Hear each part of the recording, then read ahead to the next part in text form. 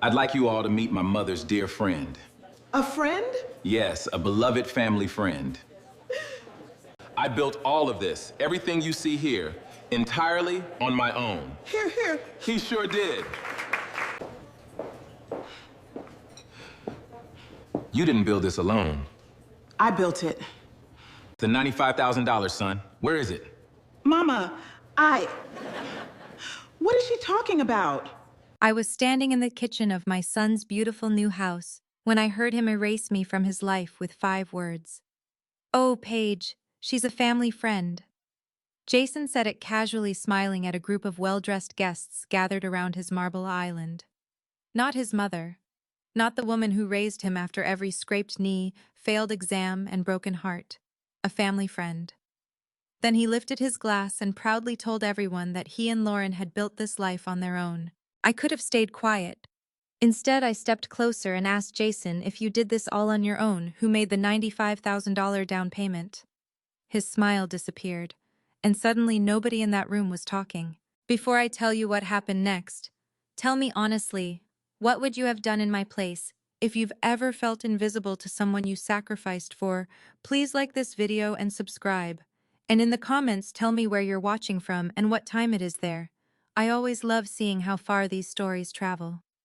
The money I never expected back. 18 months before my son stood in that beautiful kitchen and called me a family friend, Jason sat across from me at my old oak dining table with tears in his eyes.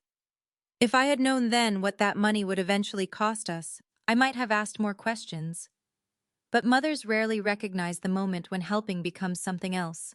At least I didn't. I was 66, then 5 years into learning how to live without my husband, Robert. We had been married for 41 years, and even after all that time, I still sometimes woke up expecting to hear him downstairs making coffee. Robert had never been a wealthy man. He worked for an electrical supply company outside Raleigh for nearly 30 years, eventually becoming a regional warehouse manager. I worked 27 years as an elementary school secretary. We lived carefully. We paid bills before buying anything unnecessary. We drove cars until repairing them cost more than replacing them. We took vacations to the North Carolina coast instead of Europe. And somehow, little by little, we built a secure life. Our house was paid off. We had retirement savings. Robert carried life insurance. And for years, we owned a modest 2-bedroom rental property that had once belonged to his mother. After Robert died, I kept that property for 3 years before finally selling it. Managing tenants alone had become exhausting, and I didn't need another responsibility reminding me how much of our life I was now handling by myself. The sale left me with a comfortable amount of money after taxes. I didn't think of it as wealth. I thought of it as security. Jason was our only child. At 39, he worked in commercial construction management and earned more than Robert and I ever had. Lauren, his wife, was 36 and worked in luxury residential real estate. From the outside, they looked successful. Nice cars, good clothes, restaurant dinners, weekend trips. Lauren posted photographs from open houses where the kitchens seemed larger than my entire first apartment. I assumed they were doing well. That was why Jason's visit that Saturday surprised me. He arrived alone. "Coffee?" I asked. "Please." He sat at the dining table while I poured 2 cups. Something about him seemed wrong. Jason had always been terrible at hiding worry. Even as a boy, he would rub his thumb against the side of his index finger whenever he was nervous. I was doing it that morning. "What happened?" I asked. He looked up. "Why do you think something happened? Because I'm your mother." That made him smile, but only briefly. Then he pulled out his phone. "I wanted to show you something." He turned the screen toward me. It was a house. Even from photographs, I could tell it was expensive. Brick exterior, tall windows, wide front porch, landscaped yard. "Oh, Jason, it's in North Hills." That told me enough. Raleigh had changed enormously over the years, and homes in neighborhoods like that could cost more than Robert and I had earned in a decade when we were young. Jason swiped through photographs. The kitchen had white cabinets, a massive island, and windows overlooking a wooded backyard. "Lauren loves it," he said. "I can understand why. So do I." Then his expression changed. But he put the phone down. "We can't make the numbers work. That was the first time money entered the conversation. Jason explained that the house was listed at $940,000. They had been saving for a larger home, but several things had happened at once. An investment Jason had made with a former colleague had gone badly. Lauren had spent money helping her father through a period of unexpected medical expenses. Their savings were nowhere near what they had expected them to be. The lender wants more down, Jason said, especially with my investment loss showing up in the financial review. How much more? He stared at his coffee.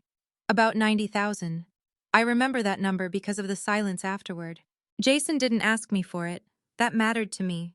If he had walked through my door demanding $90,000, I probably would have said no. Instead, he said, "We'll find another house." He sounded disappointed, not entitled. I reached across the table. Maybe this isn't the right time. I know. You already have a perfectly nice place. I know that too. He laughed softly. Lauren says I'm obsessed with this house. Are you?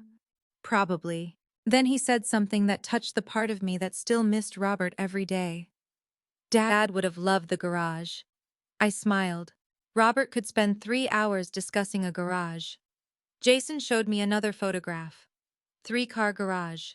Workbench area. Storage cabinets. He would have moved in before you did, I said. Jason laughed. For a moment, everything felt normal. After he left, I kept thinking about that house. More specifically, I kept thinking about the money from the rental property. I had no mortgage. My pension and Social Security covered my regular expenses. I had investments I hadn't touched. Robert's life insurance remained largely intact. What was money for? I wondered if not to help the people you loved while you were still alive to see them enjoy it. 3 days later, I called Jason. How much exactly? There was a pause. For what? The down payment. Mom? No. How much? I'm not taking your money. I didn't ask whether you're taking it. He exhaled. It's complicated. Then come explain it. That evening, Jason and Lauren came over with folders from their lender. Lauren seemed uncomfortable. We don't expect this, she said immediately. I know. Jason explained that an additional $95,000 would put them where the lender wanted them. $95,000. It was the largest amount I had ever given anyone. I didn't answer immediately. I asked questions. Could they afford the monthly payment? Yes. Were their jobs stable? They believed so. Did they have other major debts? Nothing they considered unmanageable. Then I asked, what happens if I don't help? Jason looked at Lauren. We buy something smaller. There was no threat, no guilt, at least none I recognized. That was important. I want to do it, I said. Jason stared at me. Mom, your father and I saved so we could have choices. This is my choice. His eyes filled with tears. He came around the table and hugged me. For several seconds he couldn't speak. Finally he whispered, nobody will ever forget what you did for us. Lauren hugged me too. But when we began discussing the paperwork, I noticed something. Her emotion disappeared. She became focused. Very focused. The lender will need a gift letter, she said. A what? Jason explained that if the money were considered a loan, it could affect their mortgage approval. The lender needed documentation stating I did not expect repayment. That seems reasonable, I said. Lauren slid a sample document toward me. The word gift appeared prominently near the top. Something inside me hesitated. Not because I expected the money back. I truly didn't. But there was something strangely final about seeing $95,000 reduced to one legal word. Gift. Jason must have noticed my expression. Mom, we can forget this. I looked at him. He seemed sincere, and I thought of Robert. I thought of all those years we had worked, saved, sacrificed, and planned. Maybe this was part of the plan too. I signed. The transfer was completed 2 days later. That night Jason called me. We got approval. I could hear Lauren laughing in the background. You're getting the house, we're getting the house. His happiness was contagious. I started crying. Your dad would be so proud. Jason became quiet. Then he said, I wish he could see it. So do I. Before we hung up, he said something else. I mean it, Mom. This is our house, but you'll always know you helped make it possible. For months afterward, I carried those words like a small treasure. I never asked for repayment. I never asked for my name on the deed. I never told relatives how much I had contributed. I didn't need credit. I believed gratitude existed even when nobody else could see it. What I didn't understand was that somewhere between signing that gift letter and Jason receiving the keys, my silence became useful to him. And eventually, the fact that I had helped him became a truth he needed other people not to know. The house that changed my son. For the first few months after Jason and Lauren bought the house, I had no reason to believe anything between us had changed. If anything, I felt more included than before. Jason sent me photographs almost every day. One morning, it was two different shades of gray paint held against the living room wall. Left or right, his message asked. I chose the warmer one. Another afternoon, he sent pictures of 3 pendant lights Lauren was considering for the kitchen. Mom, which ones look less ridiculous? I laughed and chose the simplest. When they replaced the old deck railing, Jason called me from the backyard and walked around with his phone showing me every detail as if I were some kind of building inspector. Those little moments mattered to me. They made the $95,000 feel exactly like what I had intended it to be. A gift. Not an investment, not leverage, not a claim on their house. A mother helping her son begin a chapter she hoped would make him happy. The first time I visited after they received the keys, Jason met me in the driveway. Come on, he said. You have to see the garage first. I laughed. Your father really did raise you. He opened the garage door with theatrical pride. It was enormous. 3 bays, built-in cabinets, epoxy flooring, and enough room along the back wall for a serious workbench. I stood there imagining Robert examining every corner. He would have loved this, I said. Jason smiled. I know. For a second his eyes looked wet. Then he put his arm around my shoulders. I wish he were here. So do I. Inside, Lauren was unpacking dishes. She thanked me again for helping them. You changed everything for us, she said. At the time I believed she meant it. Maybe she did. That is one of the hardest things about looking backward. Once you know how a story ends, every earlier moment starts looking suspicious. But life doesn't happen backward. At the time I was happy. Then Lauren's career began changing. She had always sold nice homes, but suddenly she was working with clients in neighborhoods where the prices made me blink. 2 million, 3 million, sometimes more. Her social media changed too. There were professional photographs now, champagne at broker events, luxury kitchens, private dinners, charity galas. Jason began accompanying her to some of those events. His own career was moving forward as well. His construction management experience put him around developers, contractors, and investors, and he seemed increasingly interested in making those relationships useful. At Sunday dinner one evening, he told me about a property developer he had met. Michael Grant, he said. You've probably seen his projects. I don't think I have. Jason smiled. You have. You just don't know his name. Lauren laughed. He's kind of a big deal. I remember looking at both of them and realizing that success had acquired a new vocabulary in their house. Connections, positioning, equity, network, opportunity. Robert would have called most of it knowing people. I didn't mind. Jason was ambitious. Ambition wasn't a crime. But gradually I noticed another word appearing more often. Self-made. Lauren used it first. She posted a photograph of herself and Jason standing on their front porch. The caption began, "Built from nothing but hard work." I stared at those words longer than I should have. Built from nothing. Technically, it was just social media. People exaggerated online every day. Maybe she meant their careers. Maybe she meant their marriage. Maybe I was being overly sensitive. I closed the app. 2 weeks later, Jason used similar language at my house. He was telling my neighbor Carol about the move. We really stretched ourselves, he said. But sometimes you've got to bet on yourself. Carol smiled. Well, you two certainly worked hard for it. Jason nodded.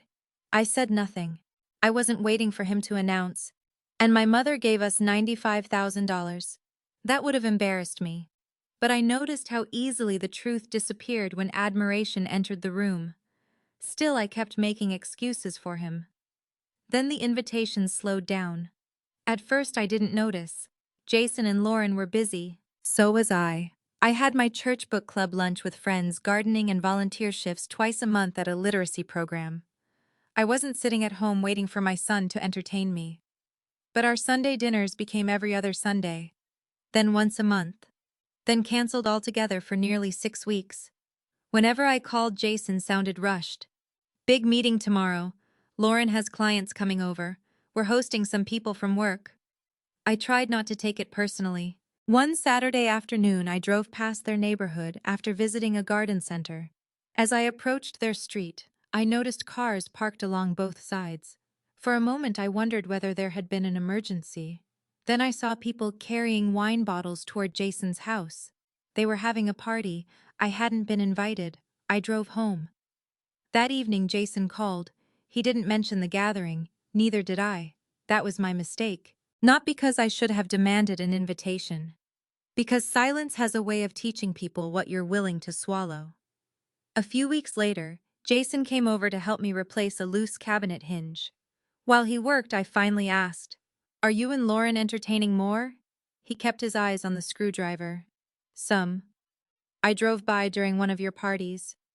His hand stopped. "Oh." One small word. Not surprise. Not confusion. Guilt. "It was mostly business people," he said. "I wasn't asking why I wasn't invited. You kind of were." I looked at him. "Jason." He sighed. "Mom, don't make it weird. That hurt more than I expected." I asked one question. "I know, I'm sorry." He finished tightening the hinge. Then he said, "Actually, there's something I should probably mention. What if you're ever around Lauren's clients or people I work with? Could you not bring up the house money?" I stared at him. "The money I gave you?" "Yeah. Why would I?" "I know you wouldn't intentionally. It's just, finances are private. I've never told anyone. I know. Then why are we having this conversation?" He rubbed the back of his neck. "Lauren works with people who notice things. They make assumptions." "What assumptions? That people in certain neighborhoods have a certain financial profile?" I almost laughed. "Financial profile, Mom? I'm trying to understand." He looked uncomfortable. "We just don't want people discussing how we financed the house." That sounded reasonable enough when stripped of everything surrounding it. So I nodded. "Fine, thank you." He kissed my cheek before leaving. I stood in my kitchen afterward, telling myself not to turn an awkward conversation into something larger. Money was private. Jason was right about that. But over the next several months, I began noticing how carefully he controlled what people knew. He talked openly about the house appreciating in value. He talked about renovations. He talked about his career. He talked about taking risks. The only private thing was the help that had made those risks possible. Then one afternoon, Lauren posted a photograph from a real estate event. She and Jason were standing beneath crystal chandeliers with several couples I didn't recognize. Her caption read, "Surround yourself with people who understand what it means to create your own opportunities." Jason had commented beneath it, "No shortcuts." I read those 2 words 3 times. No shortcuts. I thought about the gift letter. I thought about the bank transfer. I thought about Robert working decades to build the security that had made my gift possible. Then I closed my phone. I still didn't confront Jason. I told myself I didn't need recognition, and that was true. What I hadn't yet realized was that Jason wasn't simply choosing not to recognize my help. He was beginning to build a version of himself in which my help had never existed at all. And soon keeping that version alive would require him to erase more than the money. It would require him to erase me. The invitation that felt like an afterthought. The housewarming invitation arrived on a Tuesday afternoon, 18 months after I had transferred the $95,000. It came by text. Jason had sent me a photograph of a cream-colored invitation with gold lettering. Housewarming celebration. Saturday, October 12, 6:00 p.m. Underneath the photograph he had written, "Hope you can make it, Mom." I stared at the date. 6 days away. For most people, that probably wouldn't have meant anything. Jason and Lauren were busy. Maybe they had only recently finalized the plans. Then I noticed something in the photograph. At the bottom of the invitation was a line requesting RSVPs by September 20th. September 20th had been almost 3 weeks earlier. I read Jason's message again. Hope you can make it. Not we're finally having the housewarming. Not I really want you there. Not sorry this invitation is late. Just hope you can make it. I typed, of course, I'd love to come. His response arrived less than a minute later. Great, that was all. I tried to dismiss the uncomfortable feeling in my stomach. At 68, I had learned that not every disappointment deserved a confrontation. Sometimes people were careless. Sometimes children became busy adults and didn't realize how their behavior looked from the other side. I didn't want to become the mother who counted invitations, so I focused on the gift. Years earlier, Robert's mother had given us an antique silver serving tray when we bought our first house. It wasn't extraordinarily valuable, but it had been used at nearly every important family gathering afterward. Thanksgiving turkeys had rested on it. Birthday cakes. Christmas cookies. At Jason's high school graduation, Robert had arranged champagne glasses on it for the adults and sparkling cider for the teenagers. After Robert died, I wrapped the tray in cloth and stored it in my dining room cabinet. I decided Jason should have it. It seemed appropriate, a piece of family history for his new home. I polished it until the silver reflected my face. On Saturday evening, I put on a navy blue dress, pearl earrings Robert had given me for our 30th anniversary, and drove across Raleigh. I expected maybe 20 people. There were closer to 60. Cars lined both sides of the street. A catering van was parked near the driveway.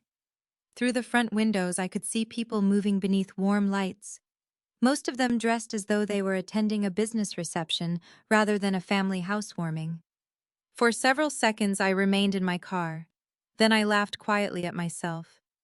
It's a party, Paige, I whispered. Go inside. I carried the wrapped tray to the front door. Lauren opened it. Her eyes widened slightly. Paige. Not Mom. Not even hi. Just my name. I hope I'm not too early. No, come in. She leaned forward and gave me the kind of brief hug people give acquaintances at church. You look nice. Thank you. So do you. She looked beautiful, actually. Black cocktail dress, gold earrings, hair professionally styled. I held out the package. This is for you and Jason. Oh, you didn't have to bring anything. I wanted to. She took it, glanced toward the crowded living room, and placed it on a console table beside several wine bottles. I'll open it later. Before I could answer, someone called her name. I need to check on something in the kitchen, she said. Make yourself comfortable. And then she disappeared. I stood alone near the front door. The house looked different from my earlier visits. Finished. Designed. Every room seemed prepared for a magazine photograph. The living room had new furniture. The dining room had an enormous abstract painting. Even the family photographs had changed. I noticed pictures of Jason and Lauren on vacations at charity events beside people I didn't recognize. There was one photograph of Robert and me with Jason from years earlier, but it sat on a low shelf, partly hidden behind a decorative plant. I told myself not to read meaning into furniture. Paige. I turned. Jason was approaching.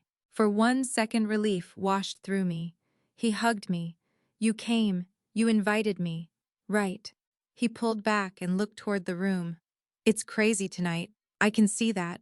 Lauren invited some clients and I invited a few people from work. A few. He laughed. Things got out of control. I expected him to take me around and introduce me. Instead, a tall man called his name. Jason glanced over. That's one of our subcontractors. I need to talk to him. Go. You okay? Jason, I'm 68, not 8. He smiled. I'll find you later.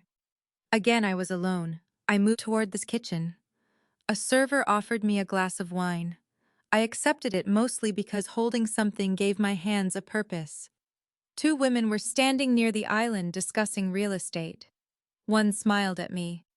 Beautiful house, isn't it? It is. Do you know Lauren? She's my daughter-in-law. The woman's expression changed. Oh. Her friend turned toward me. You're Jason's mother, yes. She looked genuinely surprised. I didn't realize Jason's mother lived nearby, Before I could answer, Lauren appeared beside us. "There you are," she said brightly to the women. Then she turned toward me.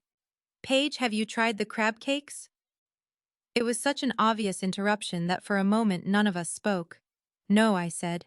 "They're wonderful. They're in the dining room." The message was clear. "Move." I looked at Lauren. She held my gaze for perhaps half a second before turning back to the women. I walked away. My face felt hot. I found the dining room, but I didn't touch the food. Instead, I stood near the wall and watched. That was when I began noticing something strange. Whenever Jason spoke to people, he seemed completely comfortable until I approached. Then something tightened in his expression. Once I moved toward him while he was talking with two men in suits. He saw me coming and immediately turned his body slightly, almost blocking the opening in their circle. I stopped. He didn't call me over. Another time I heard someone ask Lauren about their families. Lauren talked enthusiastically about her father, his experience, his advice, his connections. She never mentioned me. The more I watched, the more foolish I felt. Not angry yet, foolish. I had spent 18 months telling myself I didn't need recognition. Now I wondered whether Jason had interpreted my silence differently. Perhaps he thought I wouldn't notice being hidden. Or perhaps he thought I would notice but never say anything. I went upstairs to find the bathroom. On the way back, I passed Jason's home office. The door was partly open. I wasn't trying to listen, but I heard a man's voice. "You've done well for yourself, Coleman." Jason laughed. "Still climbing. You and Lauren seem to have built a good foundation." "We've been fortunate," another voice said. "Having the right family connections doesn't hurt." There was laughter. Then Jason answered, "You learn to use the opportunities around you." I kept walking. Something about the exchange bothered me, although I couldn't yet explain why. Downstairs, I saw Lauren standing beside her father Richard, introducing him to several guests. Richard was a retired insurance executive who enjoyed golf and expensive bourbon. He wasn't a bad man, but we had never been close. Lauren touched his arm proudly. "My dad taught us everything about thinking long-term financially." One of the men nodded. "Smart to have that kind of guidance early." Then I heard Jason behind me. "Absolutely." I turned. He was standing with another man I hadn't met before. Jason's expression changed when he saw me. The man smiled politely. "I don't believe we've met." I opened my mouth. But before I could introduce myself, Jason stepped forward, and in that brief hesitation before he spoke, I finally understood something I should have understood months earlier. These people didn't know who I was. Not because Jason had forgotten to tell them, because he had made sure they didn't. A family friend. The man beside Jason extended his hand before my son had the chance to speak. Michael Grant. His name meant something to me, though, only because Jason had mentioned it several times over the previous year. The developer. The important connection. The man whose projects were apparently large enough that I was supposed to recognize them without knowing his name. I smiled and shook his hand. "Nice to meet you." Michael looked to be in his late 50s with silver beginning at his temples and the relaxed confidence of someone who didn't need to prove he belonged in the room. He glanced at Jason. "And how do you two know each other?" There it was. The easiest question in the world. I looked at my son. Jason could have answered with one word: mother. Instead, he hesitated. It couldn't have been more than 2 seconds, but when someone has known you since the moment you took your first breath, 2 seconds can contain an entire betrayal. "Oh, Paige," Jason said with a small laugh. He touched my shoulder. "She's an old family friend." For a moment, I thought I had misunderstood him. The music continued. Glasses clinked. Someone laughed across the room. Michael smiled politely. "Always good to have old friends around." "Yes," I said. My voice sounded strange to my own ears. "It certainly is." Jason wouldn't look at me. That hurt more than the words. If he had looked directly into my eyes and said it, maybe I could have believed there was some explanation I didn't understand. But he looked away. I knew exactly what he had done. Michael was called over by another guest a moment later. "Excuse me," he said. When he walked away, Jason immediately reached for my elbow. "Mom." I pulled my arm away. Not dramatically. Just enough. His face tightened. "I can explain." I didn't ask you to. It's complicated. No, Jason. That was actually very simple. Please don't do this here. I stared at him. Do what? He looked around nervously. That was when something inside me shifted. Until that moment, part of me had still been hurt. The mother in me wanted an explanation. The woman in me began paying attention. He wasn't worried that he had hurt me. He was worried that I might say something. I need to get back to people, he whispered. Of course. Mom, go. He hesitated, then walked away. I stood there holding my wine and felt something I hadn't expected. Embarrassment. Not for myself, for him. I remembered Jason at 7 years old, running across a school playground because another boy had told him his mother couldn't come inside. That's my mom, he'd shouted. At 16, he had rolled his eyes when I kissed him goodbye in front of friends, but even then, I had been mom. At 22, after college graduation, he had wrapped his arm around me and told everyone who would listen that his parents had gotten him through school. When had being my son become inconvenient? I walked toward the kitchen. I considered leaving. That would have been easier. I could have driven home, taken off my dress, made tea, and told myself I would confront him another day. But then I heard Lauren speaking. She was standing near the marble island with Richard, her father, and several guests. Michael had joined them. Jason stood beside him. Someone was talking about the house. You two bought at the right time, a woman said. Especially in this neighborhood. Lauren smiled. We were determined.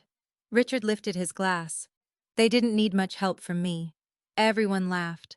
Then Jason said something that made me stop. Lauren's dad gave us the best education you can give your kids. Michael nodded. Financial discipline, exactly. Jason continued. He taught us early that if you want something, you build toward it yourself. I stared at him. Lauren glanced in my direction. Our eyes met. She looked away immediately. That told me everything. This wasn't an accidental omission. They had discussed it. Maybe not the exact words Jason would use that evening, but the story itself. Richard was the wise, successful father who had taught them how to build wealth. Jason and Lauren were the ambitious young couple who had done it themselves. And I was, what a family friend. The woman whose $95,000 had somehow vanished from the history of the house. I stepped closer. Someone asked Jason how difficult it had been to buy. Honestly, he said, the hardest part was deciding to take the leap. A man near him laughed. That's usually the problem. People wait for somebody to rescue them. Jason smiled.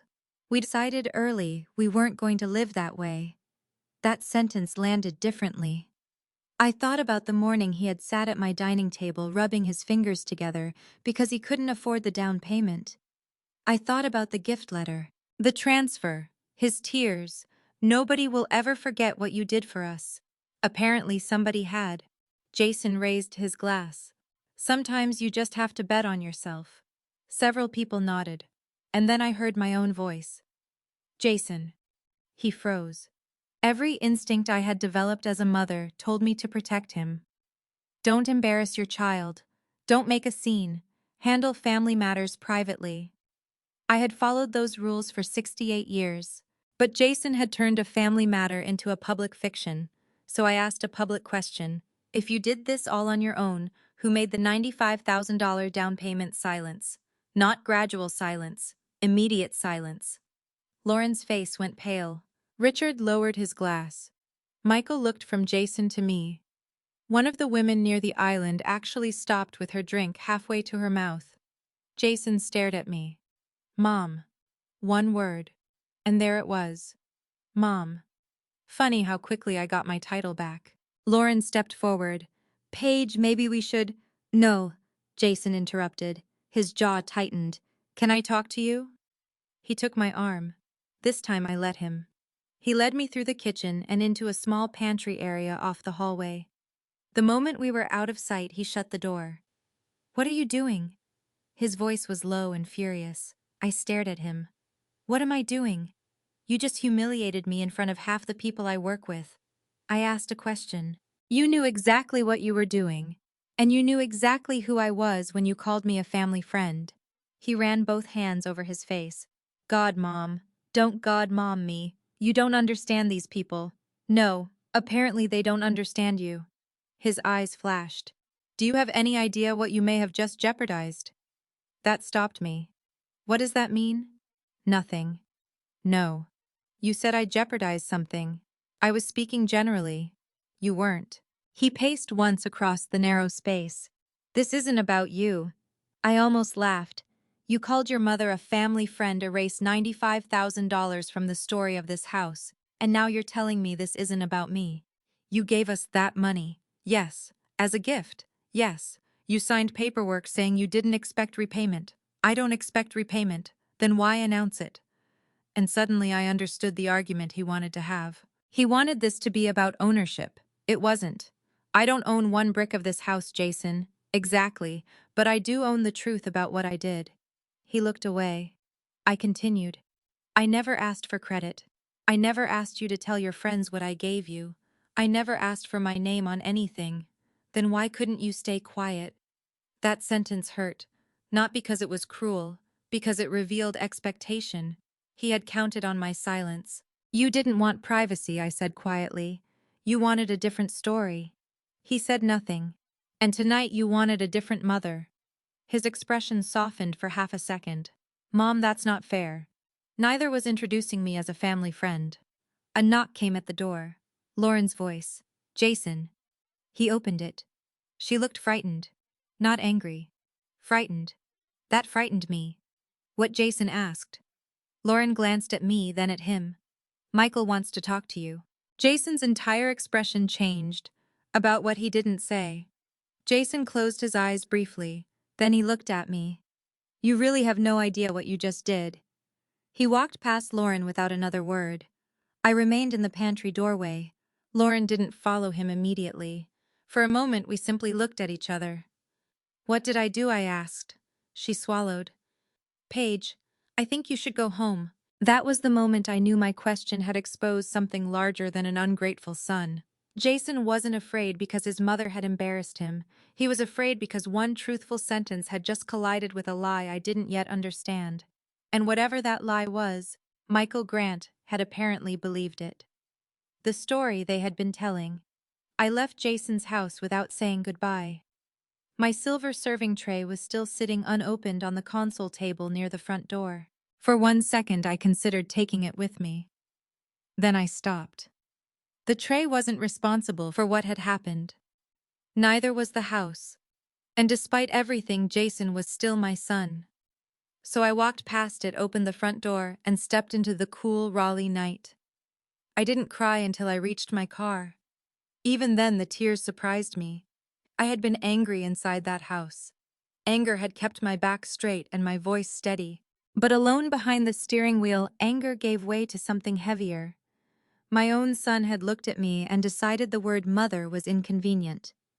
I sat there for several minutes before driving home. My phone rang twice on the way. Jason. I didn't answer. Then Lauren called. I ignored that one too. By the time I reached my house, there were 3 text messages. Jason. We need to talk. Jason. Mom, please answer. Jason. You don't understand what happened tonight. That last message irritated me enough that I almost called immediately. Instead, I turned off the phone. For once, Jason could wait. I made tea I never drank and sat at the same dining table where he had once shown me photographs of his dream house. I could almost see him 18 months earlier, nervous and disappointed. Mom, I'm not taking your money.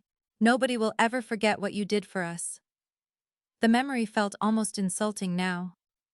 At 11:30 I went to bed. I barely slept. Jason called at 8:12 the next morning. This time I answered. Hello, Mom. His voice sounded exhausted. We need to talk. Then talk. Not over the phone. I don't feel like having you in my house. Silence. That was harsh and we both knew it. But I didn't take it back. Finally, he said, can I at least explain? You had 18 months to explain why my contribution needed to become a secret. That's not what happened. Then tell me what happened. He exhaled slowly. People made assumptions. About what? About us. About the house. What assumptions? Another pause. That Lauren's dad helped us. I sat straighter. Why would they think that? Because Richard knows people in those circles. That doesn't answer my question. Jason became defensive. Mom, nobody sat down and created some conspiracy. I didn't say conspiracy.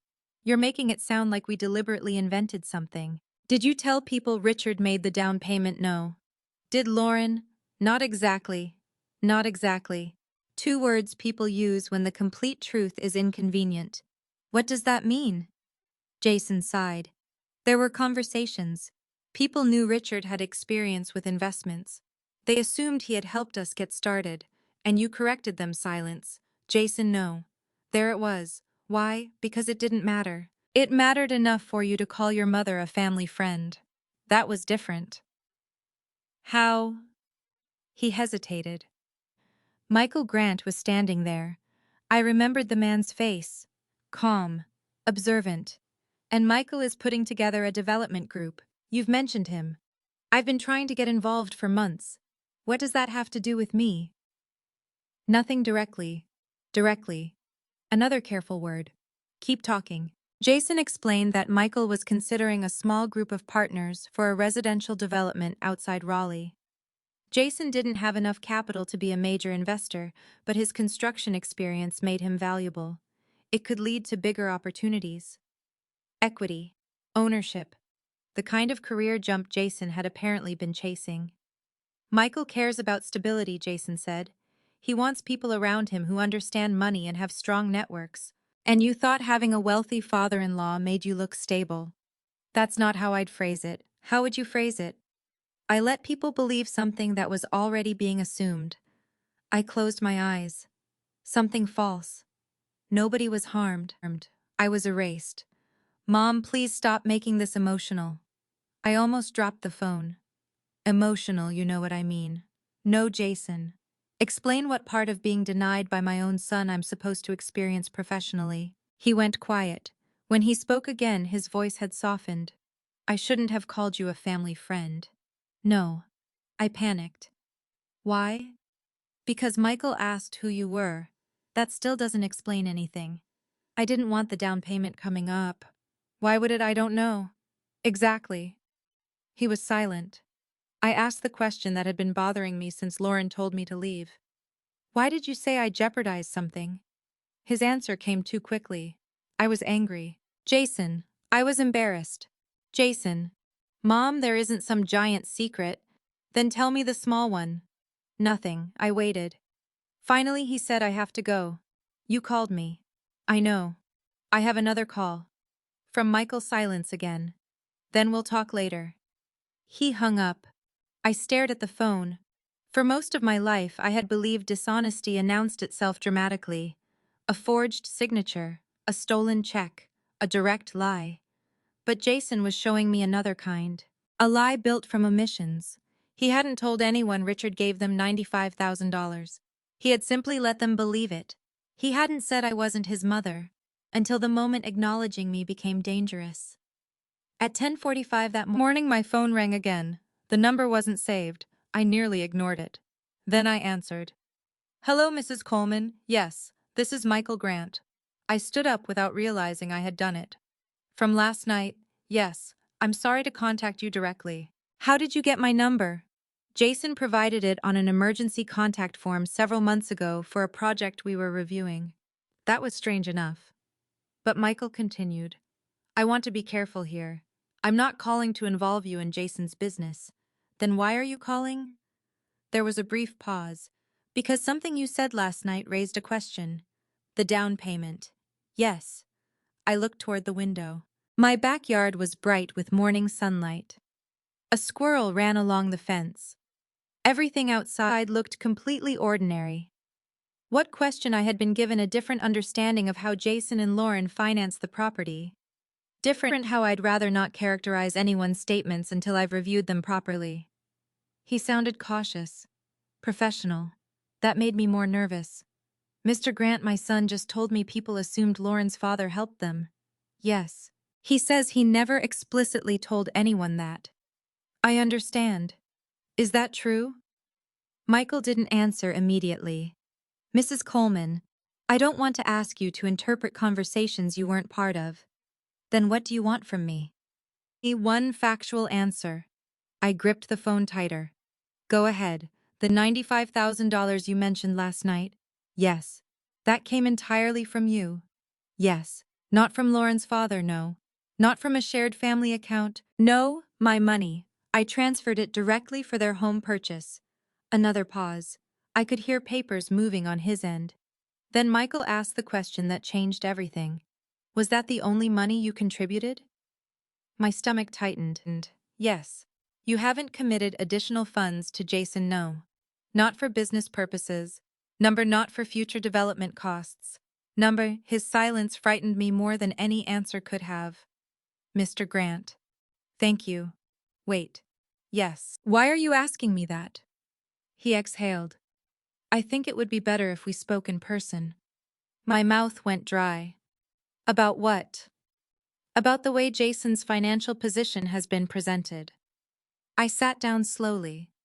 What exactly has he said? I don't want to misquote documents over the phone. Documents. Not gossip, not party conversations. Documents. Are you saying my son used my name? I'm saying your contribution may have been described as part of a larger picture. What larger picture? Michael paused. Then he said carefully. The impression that Jason has access to substantial family financial backing. I couldn't speak.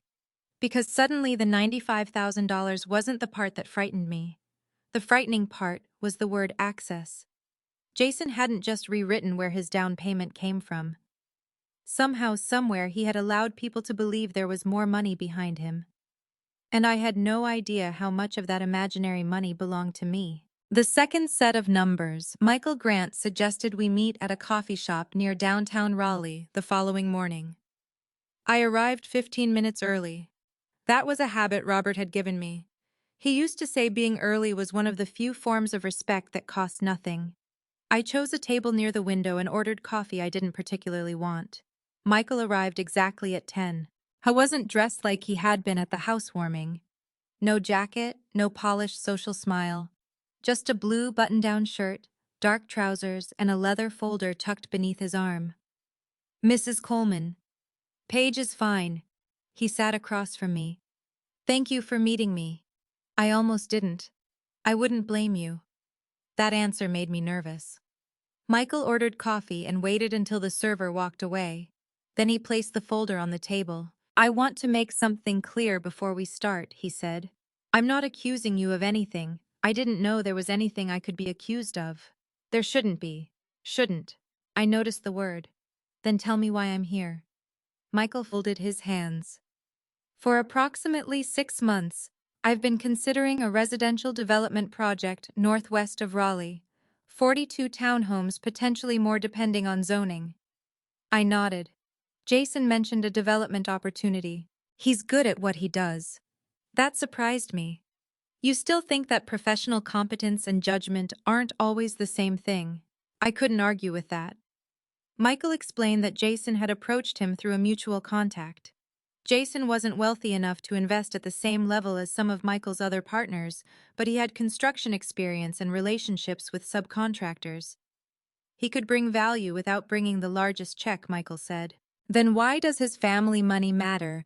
Because development is unpredictable. He explained cost overruns, permitting delays, interest expenses, and investors being required to contribute additional capital. If someone presents himself as financially resilient, we need to understand what that means. And Jason presented himself that way. Michael opened the folder. Yes. My stomach tightened. He removed several printed pages. I need to be careful about what I show you. Some of this concerns other parties. He selected one page. This is an email Jason sent during preliminary discussions. He turned it toward me. I recognized my son's name immediately. Jason Coleman. The email wasn't especially long. Most of it concerned his experience managing commercial projects. Then I saw a sentence Michael had marked. My eyes stopped. While my personal liquidity is currently allocated, conservatively substantial family backing has historically supported major acquisitions, and family capital remains available if expansion requires it. I read it twice, then a third time. What does that mean? Michael didn't answer. I looked up. What did you think it meant that Jason had family resources available if necessary? Who's we assumed Lauren's father? Why? Because that was the family financial relationship discussed most often. I felt cold. Richard didn't give them the down payment. I understand that now. He didn't give them anything. Michael nodded. That changes how I read several conversations. I pushed the page away. But Jason didn't name me. No. Then technically he could say he meant somebody else. He could. Do you believe that Michael didn't answer immediately? I believe ambiguity can be intentional. That sentence stayed with me. Ambiguity can be intentional. Jason had discovered how to lie without saying words he could easily be accused of lying about. Did he ever tell you he had permission to use my money? No. Did he say I had promised him anything not directly? There it was again. Directly. What did he say? Michael turned another page toward me. This one appeared to be notes from a meeting rather than an email. Beside Jason's name was a sentence, family resources potentially available for contingency exposure. Below it, long-term inheritance position strengthens personal balance sheet outlook. I stared at those words. Inheritance. My inheritance. Money that could only become Jason's after I died. For a moment I couldn't breathe normally. Michael noticed. Paige, I'm fine. You don't look fine. I said I'm fine. The sharpness in my voice surprised both of us. I lowered it. I'm sorry. No apology necessary. I touched the page with one finger. Did Jason write this? No. Those are notes from an internal discussion. Based on what conversations with Jason? Did he tell you he was inheriting money? He indicated there would likely be significant family assets in the future. My chest tightened. I thought about my house, my retirement accounts, the remaining life insurance, my investments. None of it made me fabulously wealthy, but combined it represented decades of work by Robert and me. More importantly, it was mine. I was alive, healthy, living in my own home, driving my own car, buying my own groceries, planning my own future. Yet somewhere in a business discussion, my life had already been translated into Jason's balance sheet outlook. How much did he tell you I had? Michael shook his head. No specific figure tied to you. Did he discuss my house? Not specifically. Retirement accounts. No investments. Not that I heard. I exhaled. That should have reassured me. It didn't. Because I remembered conversations. Jason asking whether I still owned municipal bonds Robert had purchased. Jason asking what I planned to do with the house someday. Jason asking whether I had ever considered moving into something smaller. I had interpreted every question through the eyes of a mother. Concern, planning, conversation. Now I wondered whether he had been gathering information. Michael leaned forward. There's another point I think you need to understand. What your $95,000 mattered because it created a history. A history. A documented example of family capital supporting Jason. I stared at him. That's why you asked whether I'd contributed anything else. Yes. My gift hadn't just bought part of a house. It had become evidence. Proof that if Jason needed money, family money appeared. Does he owe anyone money? Not through my project. Has he signed anything? Nothing final. Relief moved through me. At least there was that. Michael continued. But we were approaching the point where financial representations would matter considerably more. Which is why my question at the party caused a problem. Yes. I almost laughed. Jason had blamed me for jeopardizing his opportunity. In reality, I had asked one question before. His carefully constructed assumptions became more dangerous. What happens now? Michael closed the folder. I verify what can actually be verified. And Jason, he'll have the opportunity to clarify his position. I looked through the window. People walked along the sidewalk carrying coffee, talking on phones, living ordinary lives. I suddenly missed ordinary. I missed Robert's old work shirts, our modest vacations, our paid-off house, the pride we had taken in owning what we could actually afford. Michael stood. Paige, I'm sorry you're involved in this. So am I. He hesitated. For what it's worth, I've seen people exaggerate their financial strength before. That doesn't make me feel better. It wasn't meant to. I appreciated that. Before leaving, he handed me a copy of the email. You should probably keep this. I folded it carefully and put it in my purse. Driving home, I didn't feel angry anymore. I felt afraid. Not because Jason had stolen money. He hadn't. Not because I was responsible for his business. I wasn't. I was afraid because I no longer knew where my son's ambition ended and my financial life began. When I reached home, I walked straight to my desk. I opened the drawer where I kept financial statements and insurance documents. Then I stopped. Across the room stood Robert's old roll-top desk. I hadn't opened its bottom drawer in years. Suddenly, I remembered something he had said not long before he died. It had been about Jason. At the time, I thought Robert was being too hard on him.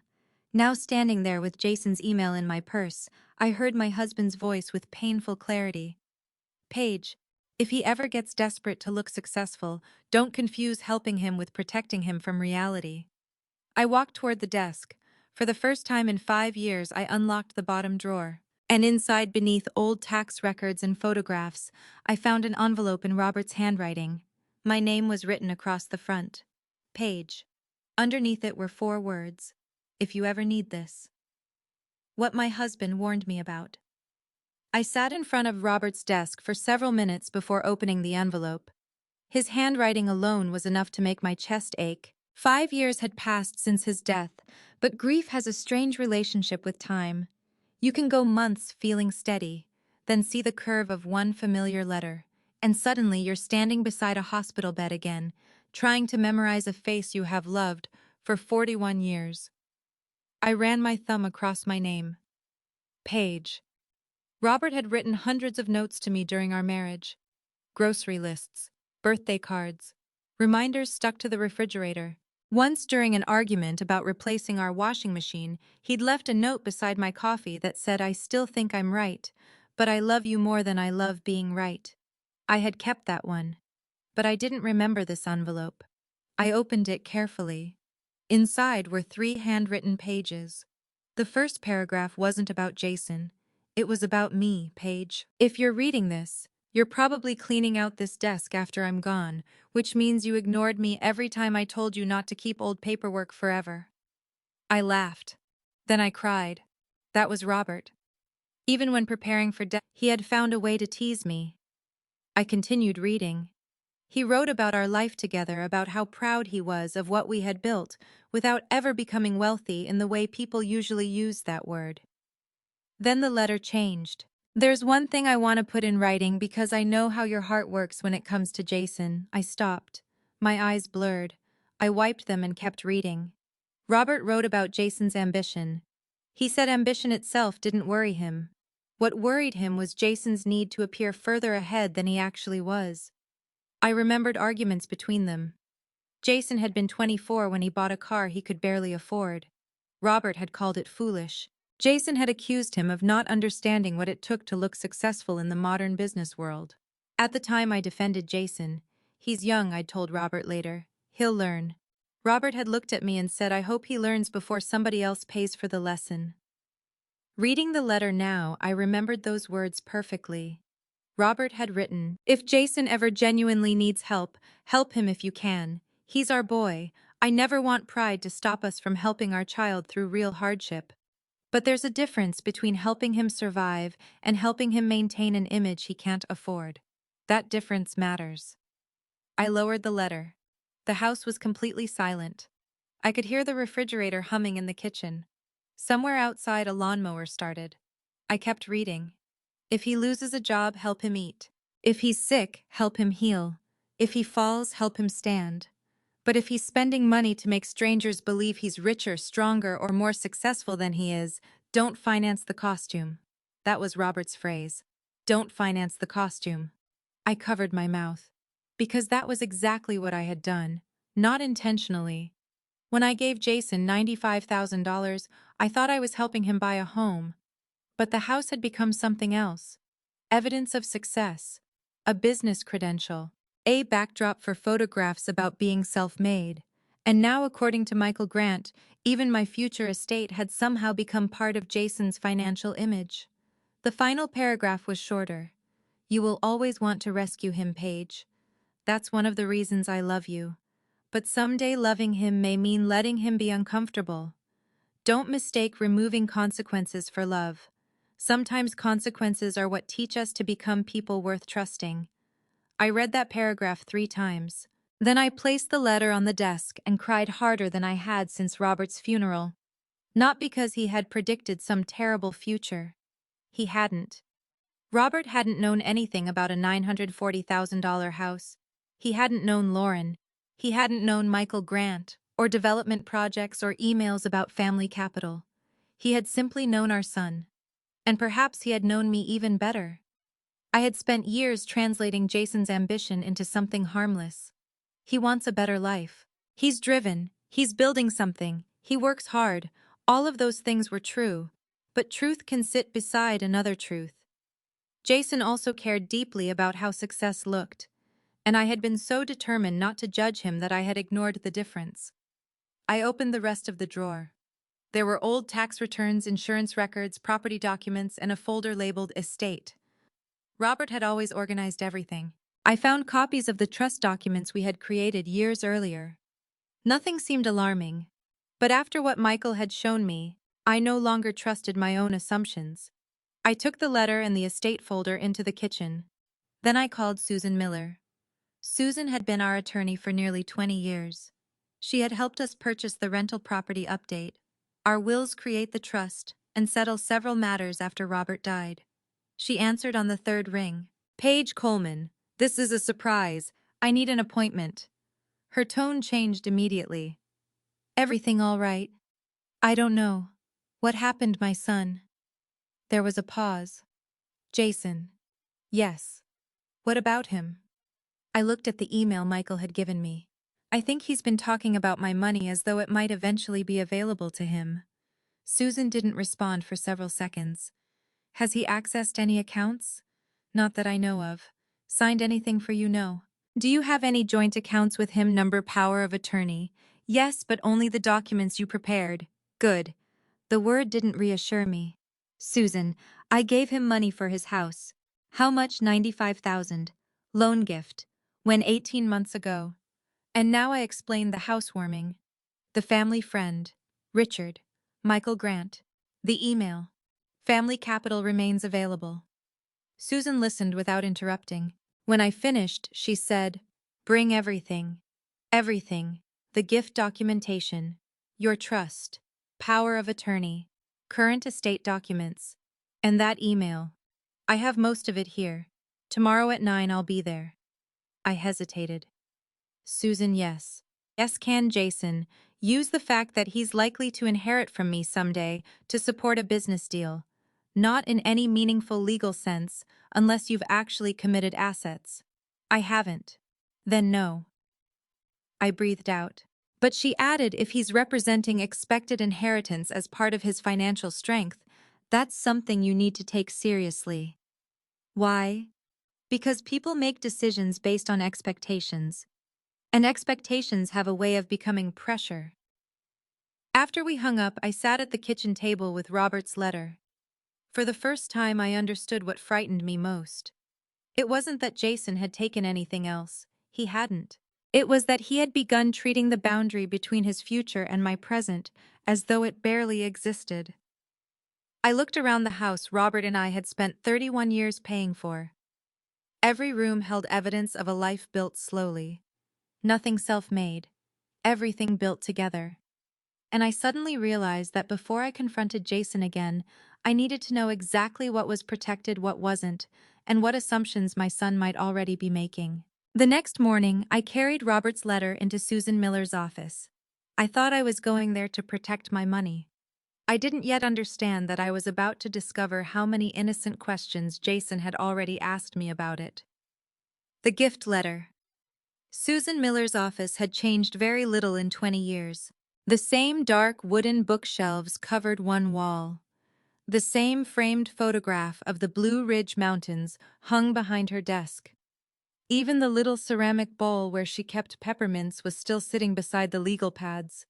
That familiarity helped. I needed something that morning to feel unchanged. Susan came around her desk and hugged me. "You look tired." "I am. Sit down." I placed my folder on the desk. Robert's letter was inside my purse.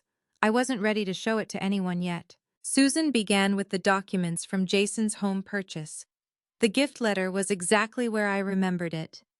My signature, the date, the amount, $95,000, and the sentence confirming that the funds were a genuine gift with no expectation of repayment. Susan read it carefully. Then she looked at me. "This is straightforward. So the money is gone." "It was a gift, Paige." "I know. You can't suddenly convert it into a loan because you're angry with Jason." "I'm not trying to." She studied my face. "Are you sure?" "Yes." And I meant it. Whatever Jason had done afterward, I had given that money willingly. I wasn't interested in rewriting my own decision simply because he had rewritten the story around it. I don't want his house," I said. "I don't want repayment. I want to know whether he can use that gift to imply I will give him more." "No." The answer came immediately. Legally, morally, practically, pick one." I almost smiled. Susan continued. "You gave him $95,000 for a specific purpose. That does not create an open line of credit." "What about inheritance?" "What about it?" "He's apparently discussed expected inheritance with people." Susan leaned back. "Expected inheritance is not current ownership. I understand that. I'm not sure Jason does." That hurt. She opened another folder. "Let's review your estate plan." We had updated most of it after Robert died. My house was held through the Coleman family trust. I controlled it during my lifetime. My investment accounts had designated beneficiaries. Jason was the primary beneficiary of most of my remaining estate. None of that surprised me. Then Susan reached the section concerning incapacity. "Jason is currently named as successor trustee." I frowned. "Meaning, if you're unable to manage the trust, he could eventually step in according to the terms." "I remember. He's also named in your durable power of attorney." A cold feeling moved through me. "Can he do anything now?" "No." Susan's voice was firm. "Paige, don't panic. These documents do not give Jason unrestricted access while you're competent and managing your own affairs." I exhaled. "But given what you've told me, I would reconsider whether you want him in those positions." I looked down at my hands. A week earlier, the suggestion would have offended me. Jason was my son. Who else would I trust? Now the question itself seemed painful. Susan tapped the email Michael had given me. "Tell me something. Has Jason asked you about your finances recently?" I opened my mouth to say no, then stopped. "Define recently." "Last year or two," I thought. "He asks things sometimes." "What things?" "Normal things." Susan waited. I suddenly remembered Christmas. Jason had been helping me bring dishes into the kitchen when he asked whether Robert's municipal bonds were still paying income. At the time, I had been impressed that he remembered them. "Yes," I'd said. "Dad bought those years ago. You still have all of them most." "Worth much?" I had laughed. "Enough that I'm not selling them." Another memory surfaced. Jason and I had been driving to lunch when we passed a new retirement community.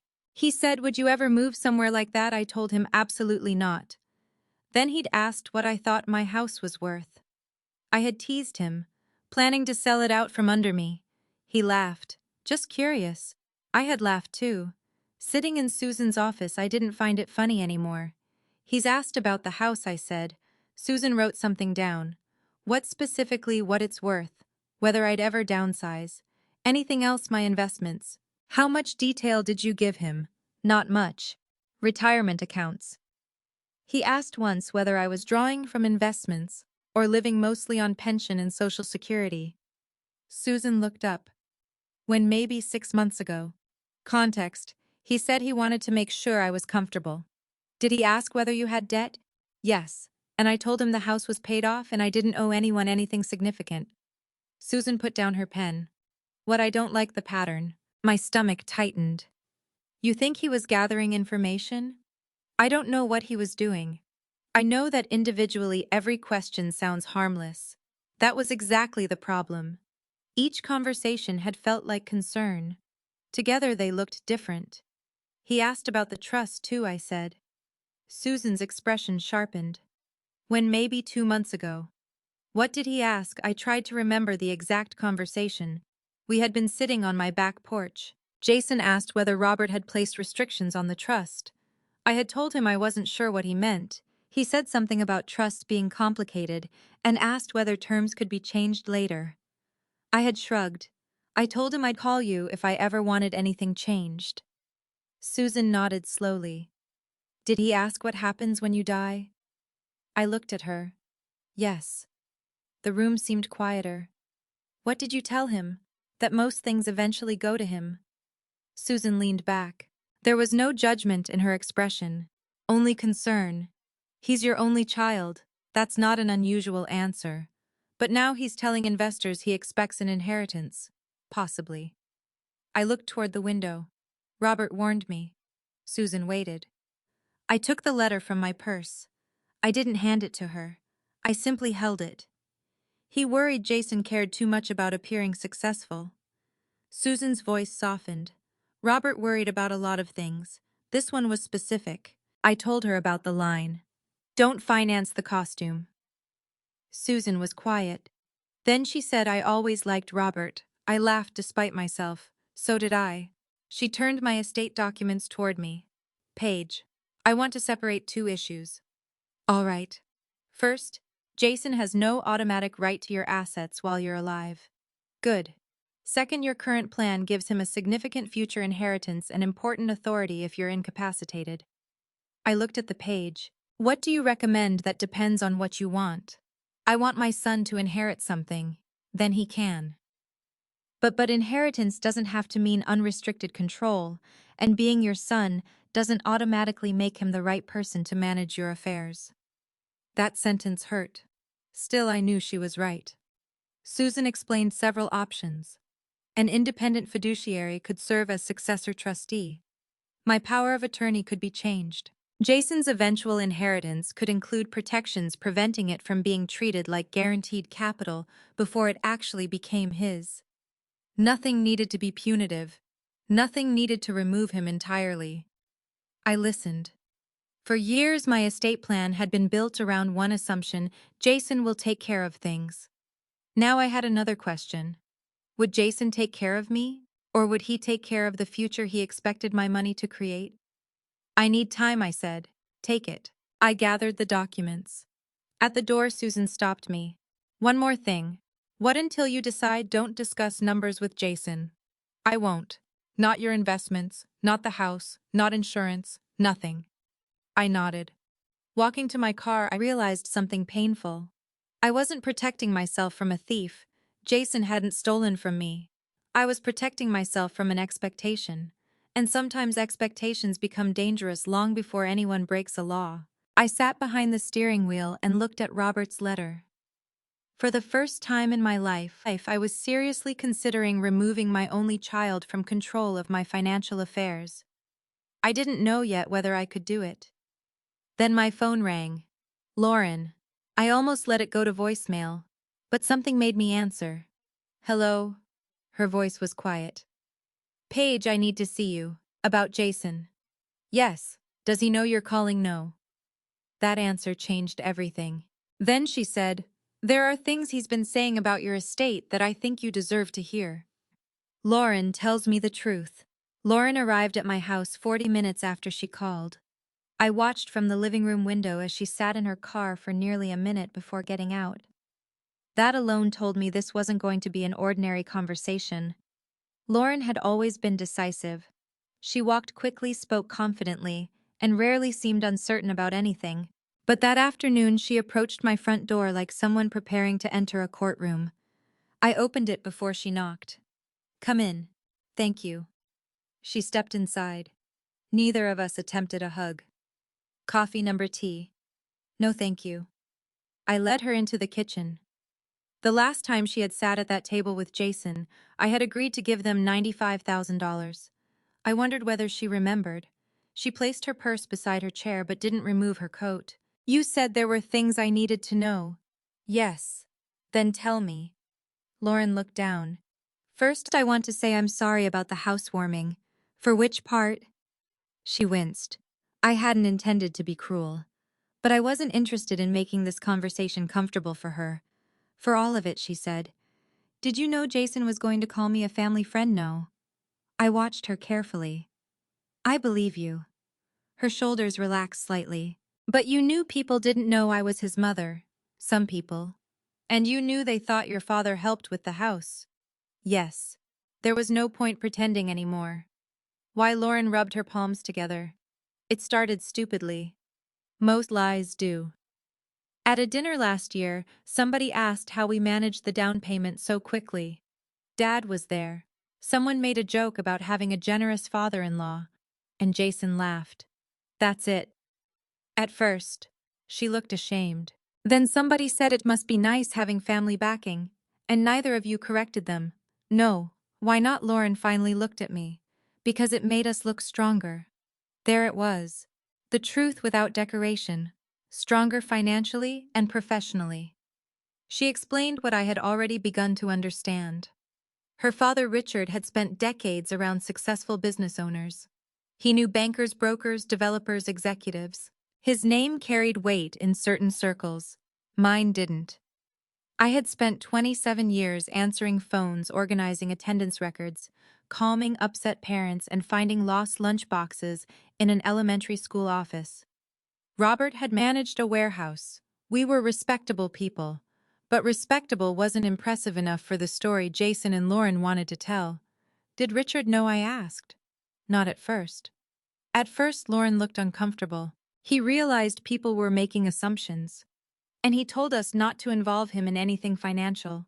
That surprised me. He objected. He said if anyone asked directly, we had to tell the truth. Did anyone? Not exactly. Again those words. Not exactly. I leaned back.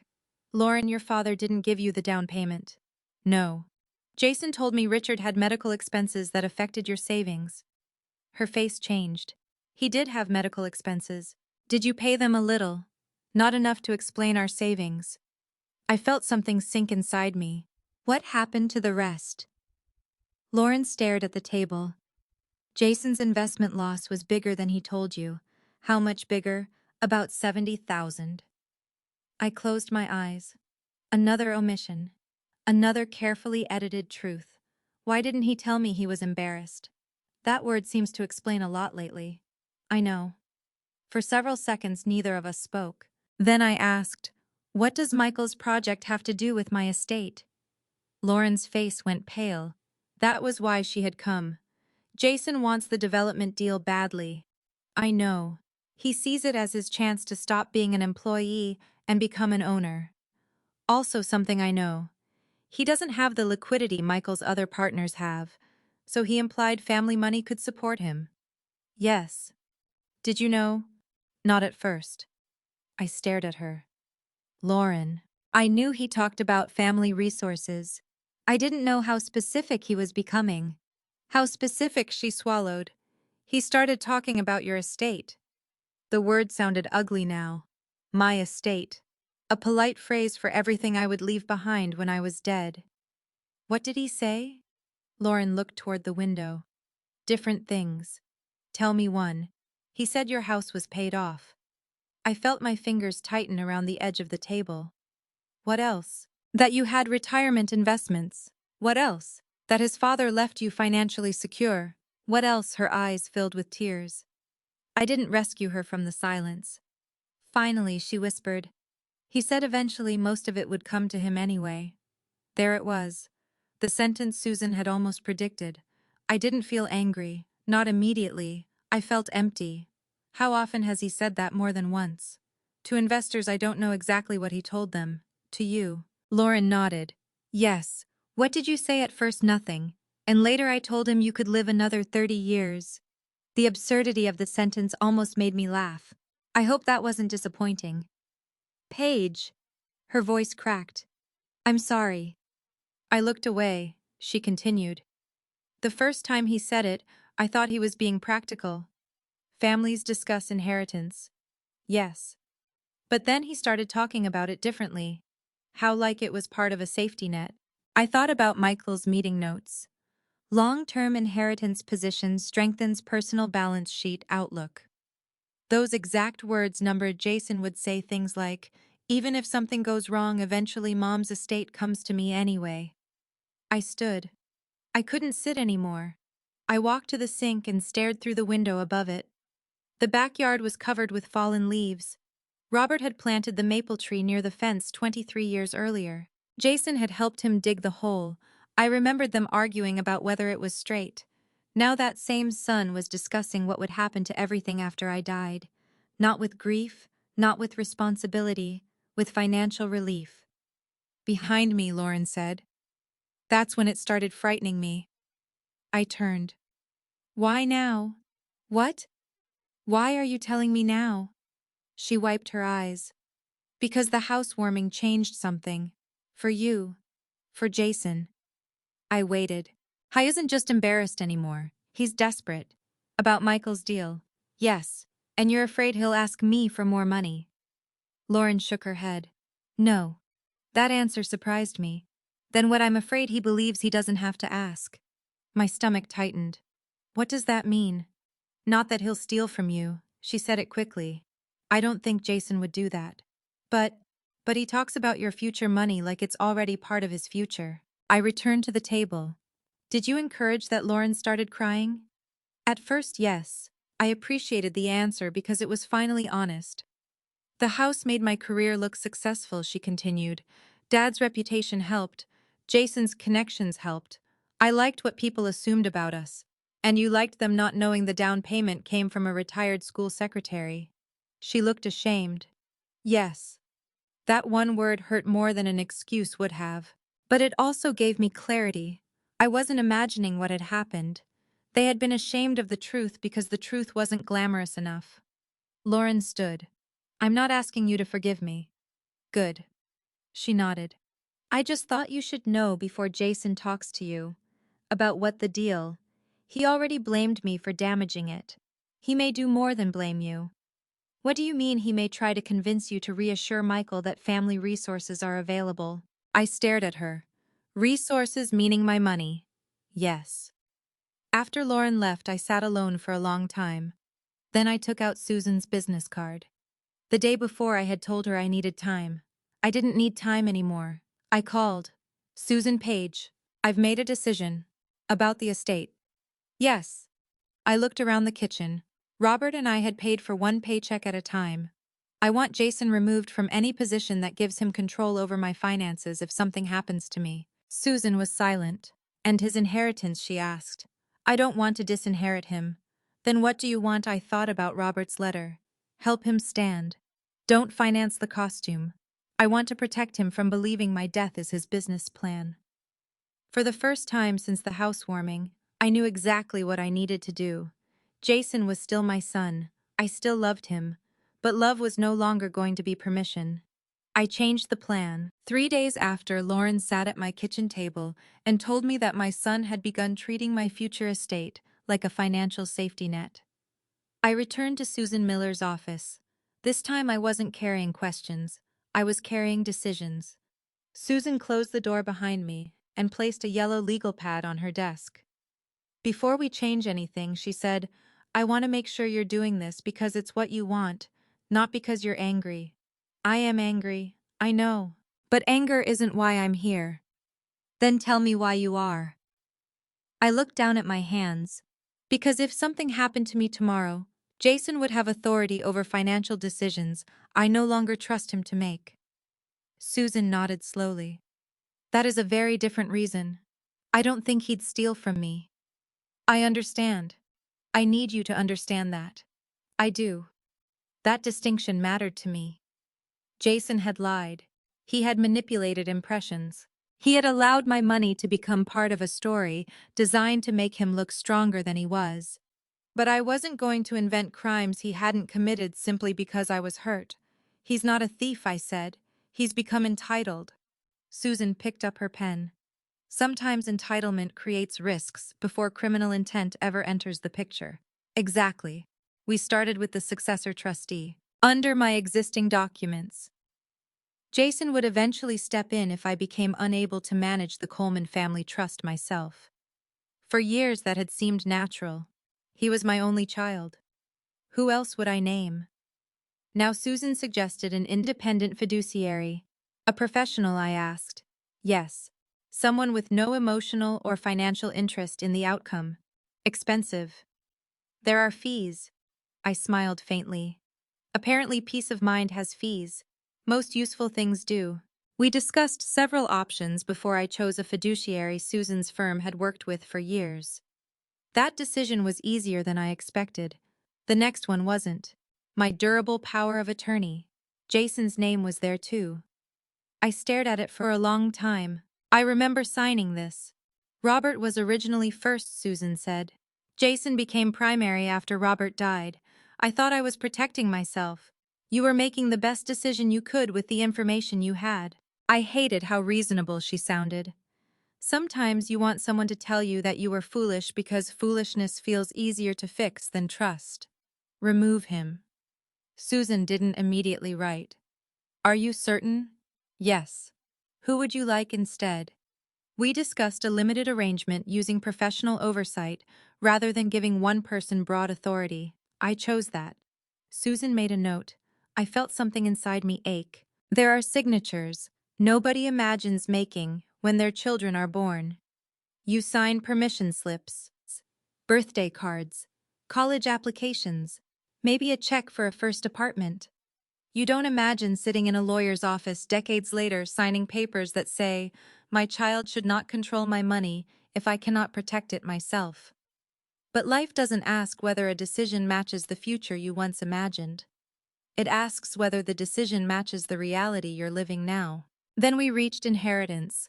Susan opened a fresh page. Currently, Jason receives most of the remaining estate after specific distributions. I know.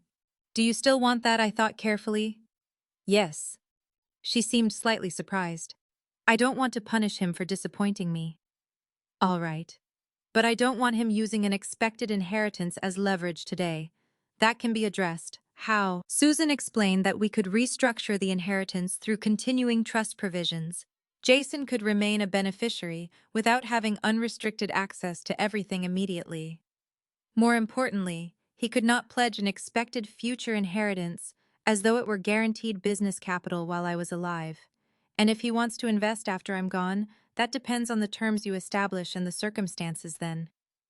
I looked at her. I don't want to control him from the grave either. Good. That made Susan smile. Estate planning shouldn't become posthumous parenting. I laughed for the first time that morning. So what do? We create guardrails, not a cage. That sounded right. We discussed distributions tied to responsible purposes rather than speculative business rescue. The point wasn't to make Jason ask permission forever. The point was to prevent the inheritance from becoming instant fuel for the exact behavior Robert had warned me about. Then I made another decision. I want to change the percentages. Susan looked up. How I still want Jason provided for. But not everything should automatically go to him. What would you like to do with the rest? That question had been quietly living in me for years. During my time working in elementary schools, I had watched children arrive carrying burdens no child should have to carry. Single mothers working 2 jobs, fathers raising children alone after losing spouses, students who were brilliant but had no idea how college would ever become financially possible. Robert and I had once discussed creating a scholarship. We never did. Life got busy, then he got sick. I want part of it used for education. Susan leaned forward. Scholarships? Yes. Students from single-parent households, preferably in Wake County. We can structure that. And if I have grandchildren someday, I want specific education funds for them too. Susan wrote everything down. Something surprising happened while we talked. I began feeling lighter. For the first time, my estate wasn't simply the pile of assets Jason would eventually receive when I stopped breathing. It became an expression of what Robert and I had valued: education, security, opportunity, family, responsibility. My death didn't need to become Jason's financial event. It could become the final chapter of choices I made while fully alive. Susan prepared preliminary documents, then reviewed every major change with me. This doesn't become something Jason gets to approve, she reminded me. I know. He also doesn't need to be notified immediately. Good. Do you plan to tell him eventually? When the conversation becomes necessary. Susan studied me. You expect that soon? I thought about Lauren's warning. He may try to convince you to reassure Michael that family resources are available. Yes. We completed as much as we could that afternoon. There would be final documents to sign after revisions, but the plan was clear. Jason would no longer serve as successor trustee. He would no longer hold broad power of attorney. His inheritance would remain meaningful but protected. A portion of my estate would fund education. Future grandchildren would have designated support. And most importantly, nobody could honestly describe my assets as available family capital for Jason's business ambitions. When I left Susan's office, I sat in my car and cried. Not because I regretted the changes, because I remembered holding Jason in the hospital after he was born. 7 pounds 9 ounces, dark hair, tiny fingers curled around mine. I had looked down at him and thought my job would always be protecting him. No one tells a new mother that sometimes decades later, protecting your child means refusing to protect him from consequences. I wiped my face and started the car. My phone buzzed. Jason. I looked at his name but didn't answer. A text followed. Michael is reconsidering everything because of what happened at the party. We need to fix this. Then another. I need you to tell him the family backing is real. I read that sentence twice. There it was. Not a question, not an apology. A request for me to step back into the story he had invented and help make it true. I put the phone down. 10 minutes later, another message arrived. Mom, please. You don't understand how much is at stake. I did understand. Better than he realized. For 18 months, I had believed the $95,000 was the largest gift I would ever give my son. I was wrong. The largest gift was going to be something he would hate receiving. A boundary. And this time I wasn't signing it away. You ruined everything. Jason came to my house 2 days later. He didn't call first. At 7:18 on a Thursday evening, headlights swept across my living room window, followed by the hard slam of a car door. I knew who it was before the doorbell rang. When I opened the door, Jason was standing on the porch, wearing the same charcoal gray coat he usually wore to business meetings. His face looked exhausted. Can I come in? I stepped aside. He walked directly into the living room. No hug, no greeting, no question about how I was doing. He turned toward me. Michael pulled out. I closed the door. Pulled out of what me? He laughed bitterly. The project, the partnership, all of it. I'm sorry. No, you're not. I looked at him. I can be sorry you're hurting without pretending I caused it. His jaw tightened. Mom, you stood in the middle of my house and announced private financial information in front of everyone. I asked one question. You keep saying that like it means nothing. It was a truthful question. It destroyed everything. I walked past him and sat in the armchair beside the fireplace. If one truthful question destroyed everything, Jason, then everything was built on something that couldn't survive the truth. He stared at me. You've been talking to Michael? Yes. His face changed. How much enough? Did he show you documents? That isn't the important question. It is to me. Why? Because those were private business discussions. I almost laughed. My future inheritance became part of private business discussions, but I'm not supposed to know about them. Jason looked away. So Lauren told you too? Yes. He shook his head. Unbelievable. Don't blame your wife for finally telling me something you should have told me yourself. You have no idea what kind of pressure I've been under. Then explain it. He began pacing. I've spent 20 years working for other people, managing their projects, solving their problems, watching them make real money while I get a salary. You have a good salary. That's not the point. Then what is I wanted ownership? There was nothing wrong with that. I understood wanting more from life. But Jason wasn't finished. Michael's project could have changed everything. Equity, profit participation, a path into larger developments. And you thought implying access to money you don't control was acceptable. I never guaranteed your money. You implied it. I said family resources existed. My resources. You're my family. The words landed heavily. Yes, I said. I am. Apparently only when my bank account is useful. His face hardened. That's cheap. So was calling me a family friend. He flinched. Good. I wanted him to remember. Not because I enjoyed hurting him, but because he kept trying to move the argument somewhere safer. Business, opportunity, private information, anything except what he had actually done. He sat on the sofa. For the first time, he looked less angry than tired. You don't understand how these people think. You've said that before. They look at your background, your network, your financial position, everything, and you wanted them to believe you came from money. He didn't answer. Jason, fine. The word came out sharply. Fine. Yes, I waited. He rubbed his forehead. You want the ugly truth? I've wanted the truth since the housewarming. He looked directly at me. I spent my entire adult life feeling behind. Behind whom everybody. He laughed without humor. Guys whose parents gave them internships. Guys whose fathers introduced them to investors. Guys who graduated college without debt and got handed down payment money before they were 30. My heart tightened. Your father and I paid most of your college costs. I know. Apparently not when you're telling the story. That's not what I mean. Then say what you mean. He stood again. I mean you and Dad were ordinary. There it was. The word itself wasn't cruel. The way he said it was. You worked at a school. Dad managed a warehouse. We had one decent house, old cars, vacations at the beach. I stared at him. Were you ashamed? He looked away. Sometimes.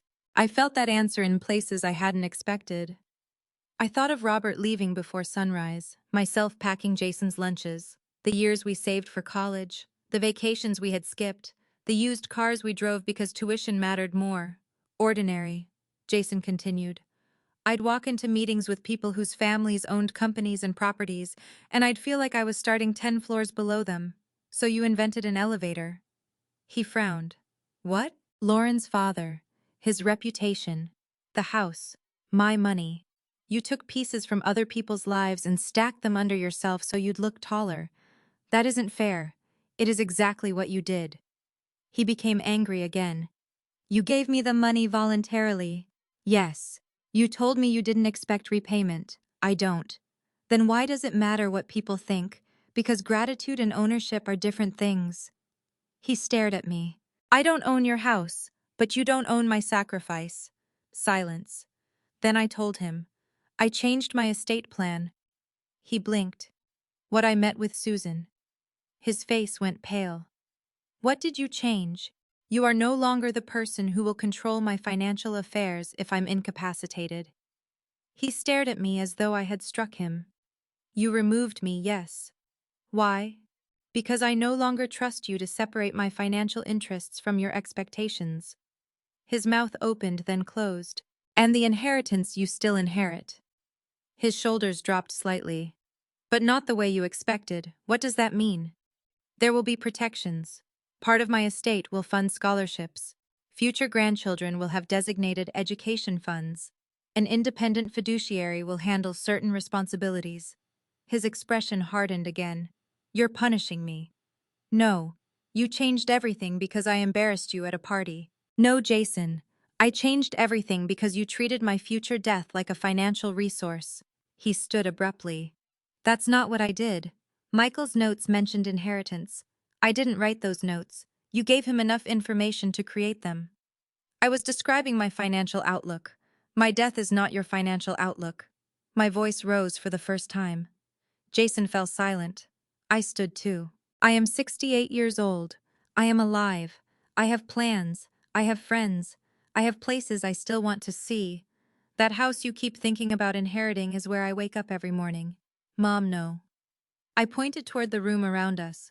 Your father and I spent decades building this life. You do not get to convert it into your future balance sheet while I'm still living inside it. His eyes filled with something between anger and shame. You ruined my chance. I shook my head. No, Jason. I stepped closer. One truthful question didn't destroy your deal. The lies that made the question dangerous did. He stared at me. For several seconds, neither of us spoke. Then his expression collapsed. Not completely, but enough. He looked around my living room at the furniture he'd known since childhood, at the photographs of Robert, at the ordinary life he had spent years trying to distance himself from. I just wanted to be somebody, he whispered. My anger softened, but I didn't move toward him. You already were. He looked at me. You were our son. His eyes filled with tears. That wasn't enough for you. He turned toward the door. Before he reached it, I called his name. Jason. He stopped. I went to Robert's desk and took out the envelope I had been keeping there. When I returned, I held it toward him. Your father wrote something before he died. Jason stared at the envelope.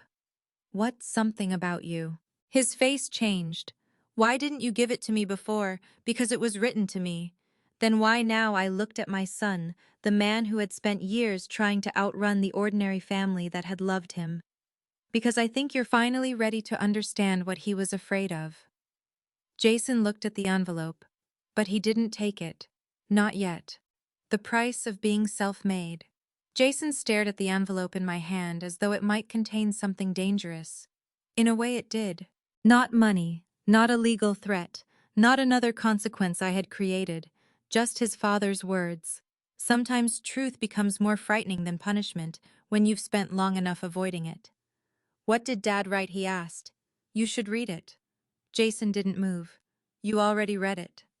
Yes. And it's about me. Part of it. His expression hardened. So you and Dad were discussing what a disappointment I was before he died? No. Sounds like it. I lowered the envelope. Your father was proud of you, apparently with conditions. Jason stopped. He looked away. You're angry with me. Lauren is angry with me. Michael thinks I'm dishonest. Now I'm supposed to read some letter from Dad explaining that he knew I'd become a failure. That isn't what it says. Then tell me. No. His eyes returned to mine. Why not? Because if I tell you what it says, you'll argue with me. You can't argue with your father. A strange expression crossed his face. Pain mostly. Robert had been gone 5 years, but some conversations between fathers and sons remain unfinished much longer than that. Jason finally took the envelope. He didn't open it. Instead, he walked toward the window. Dad never understood what I wanted. I sat down. What did you want to be more? More than what? He didn't answer. I already knew. More than us. He turned the envelope over in his hands. You remember my first job after college, of course. Everybody there seemed connected. He laughed bitterly. One guy's father owned 3 apartment buildings. Another guy's uncle was on the bank board. Someone else got hired because his family knew the company president. And I had Dad's old Ford. I remembered that truck. Robert loved it long after everyone else thought it belonged in a junkyard. You were embarrassed by it, I said. Jason looked at me. You knew your father knew. His eyes dropped to the envelope. When you were 17, I continued. Robert picked you up from basketball practice. You asked him to park around the corner. Jason closed his eyes. I'd forgotten that. He didn't. Jason opened the envelope. He unfolded the pages slowly. Then he began reading. I watched his face. At first nothing changed. Then his mouth tightened. His eyes moved more slowly across the page.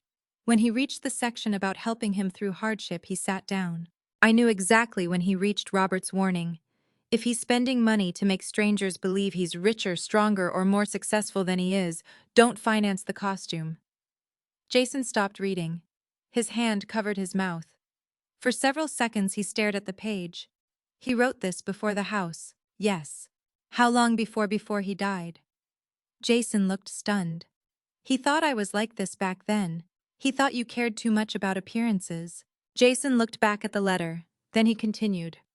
When he reached the final paragraph, tears began falling. He didn't wipe them away. I stayed where I was. Every instinct in me wanted to move beside him, put my arm around him, tell him everything would be fine. That instinct had guided me most of my life. But Robert's letter had taught me something. Comfort and rescue were not always the same thing. Jason needed to feel this. A minute passed. Maybe two.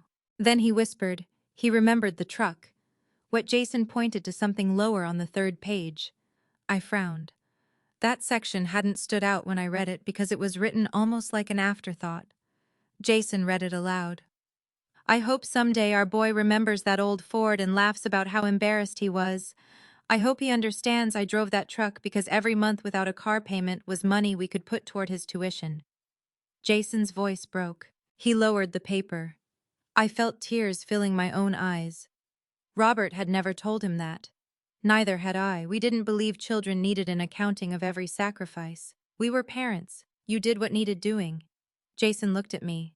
Did Dad really keep that truck because of college? Partly. I thought he was just cheap. I laughed through my tears. He was also cheap. Jason laughed once. Then the laugh turned into a sob. He bent forward, elbows on his knees. I was ashamed of him. You were young. No. He shook his head. Don't make it easier. I fell silent. I was ashamed of both of you. The words hurt, but they didn't surprise me anymore. Jason stared at the letter. I'd go to Lauren's events and hear people talking about family businesses and vacation homes and investment accounts, and I hated saying Dad worked in a warehouse. He managed one. You know what I mean? Yes. He wiped his face. And then when people assumed Richard helped us with the house, you liked it. Yes. And when they thought you had family money behind you, I liked that too. His honesty was painful, but it was finally honesty. I kept telling myself I wasn't lying because I never said specific things. Ambiguity can be intentional. He looked at me. Michael said that. Yes. Jason nodded slowly. He's right. That was the first time I heard him accept responsibility without adding a defense. No but. No explanation. No accusation. Just acceptance. I shouldn't have used your gift that way. No. I shouldn't have talked about your estate. No. And I shouldn't have called you a family friend. My throat tightened. No. He looked at me. That was the worst part, wasn't it? I thought about it. The money frightened me. The inheritance angered me. I paused. But yes, that hurt the most. Jason covered his face. I don't even know why I said it. I do. He lowered his hands. You thought being my son made the story less impressive. He didn't deny it.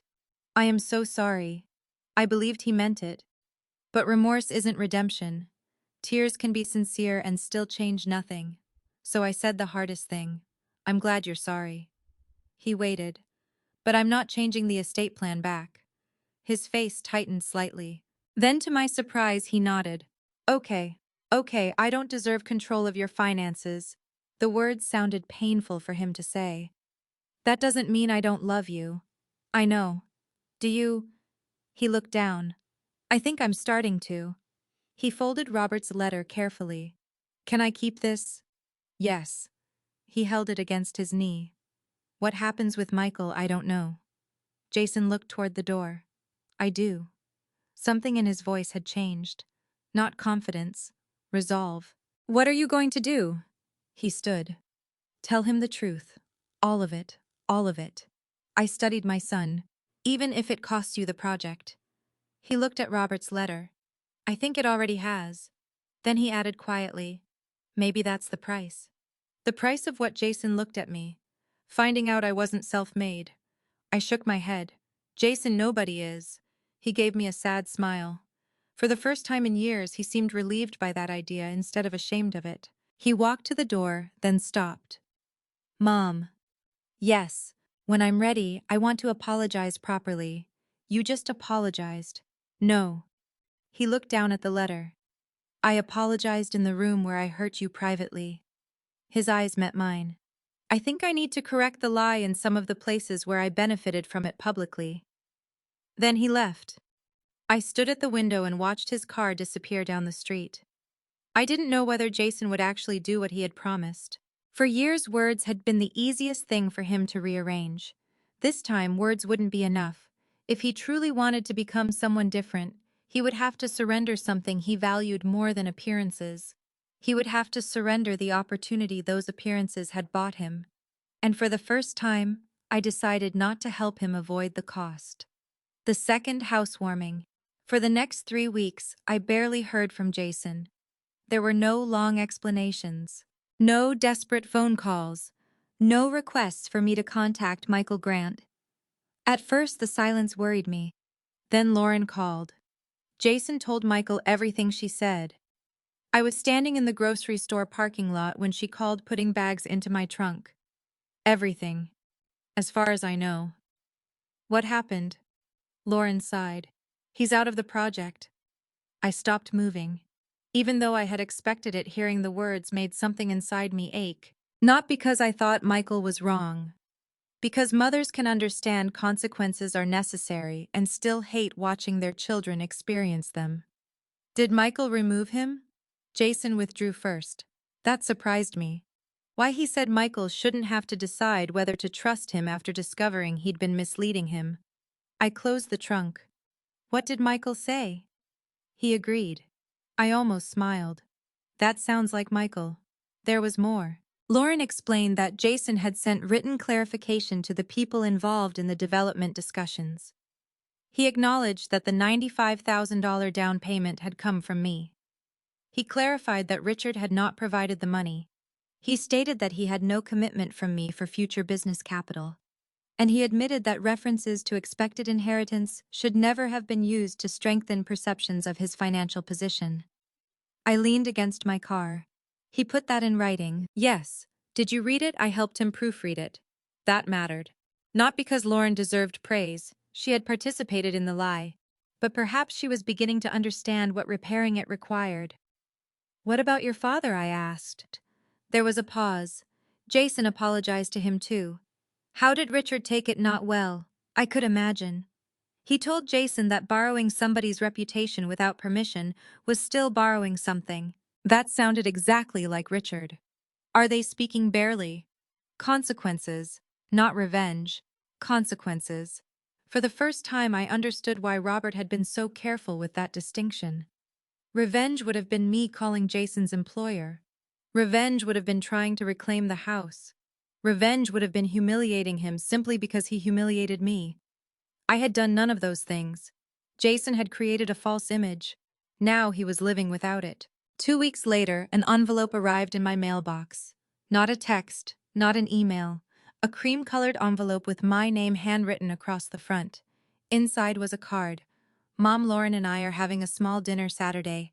Nothing business-related. No clients, no investors, just family and a few neighbors. I would really like you to come. I understand if you're not ready. Love, Jason. I read it twice. Then I called him. I'll come. He was quiet for a second. Thank you. Don't make me regret it. I'll try not to.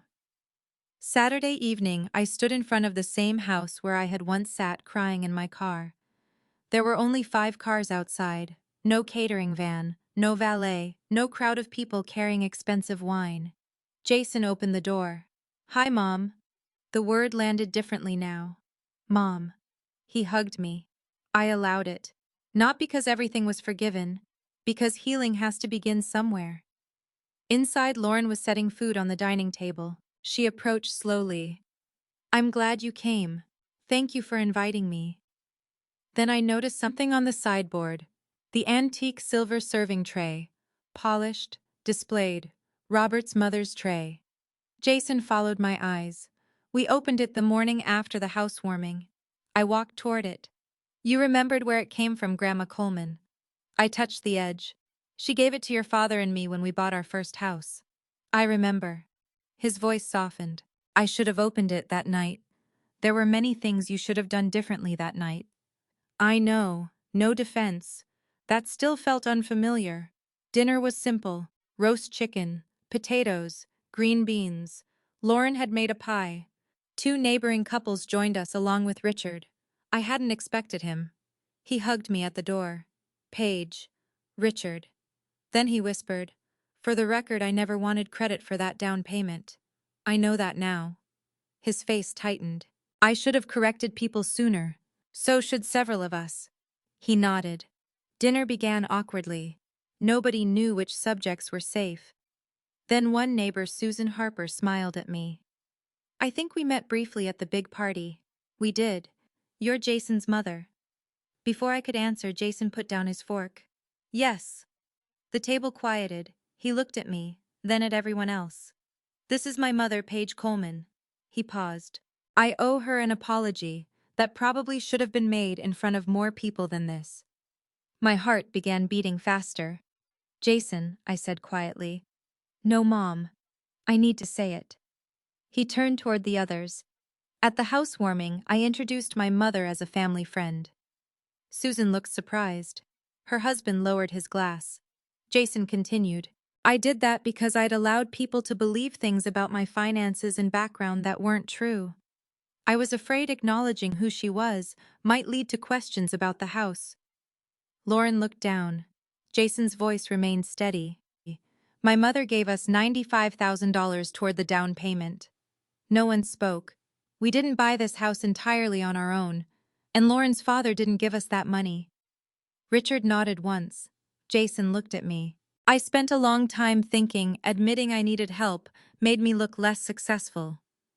His voice cracked slightly.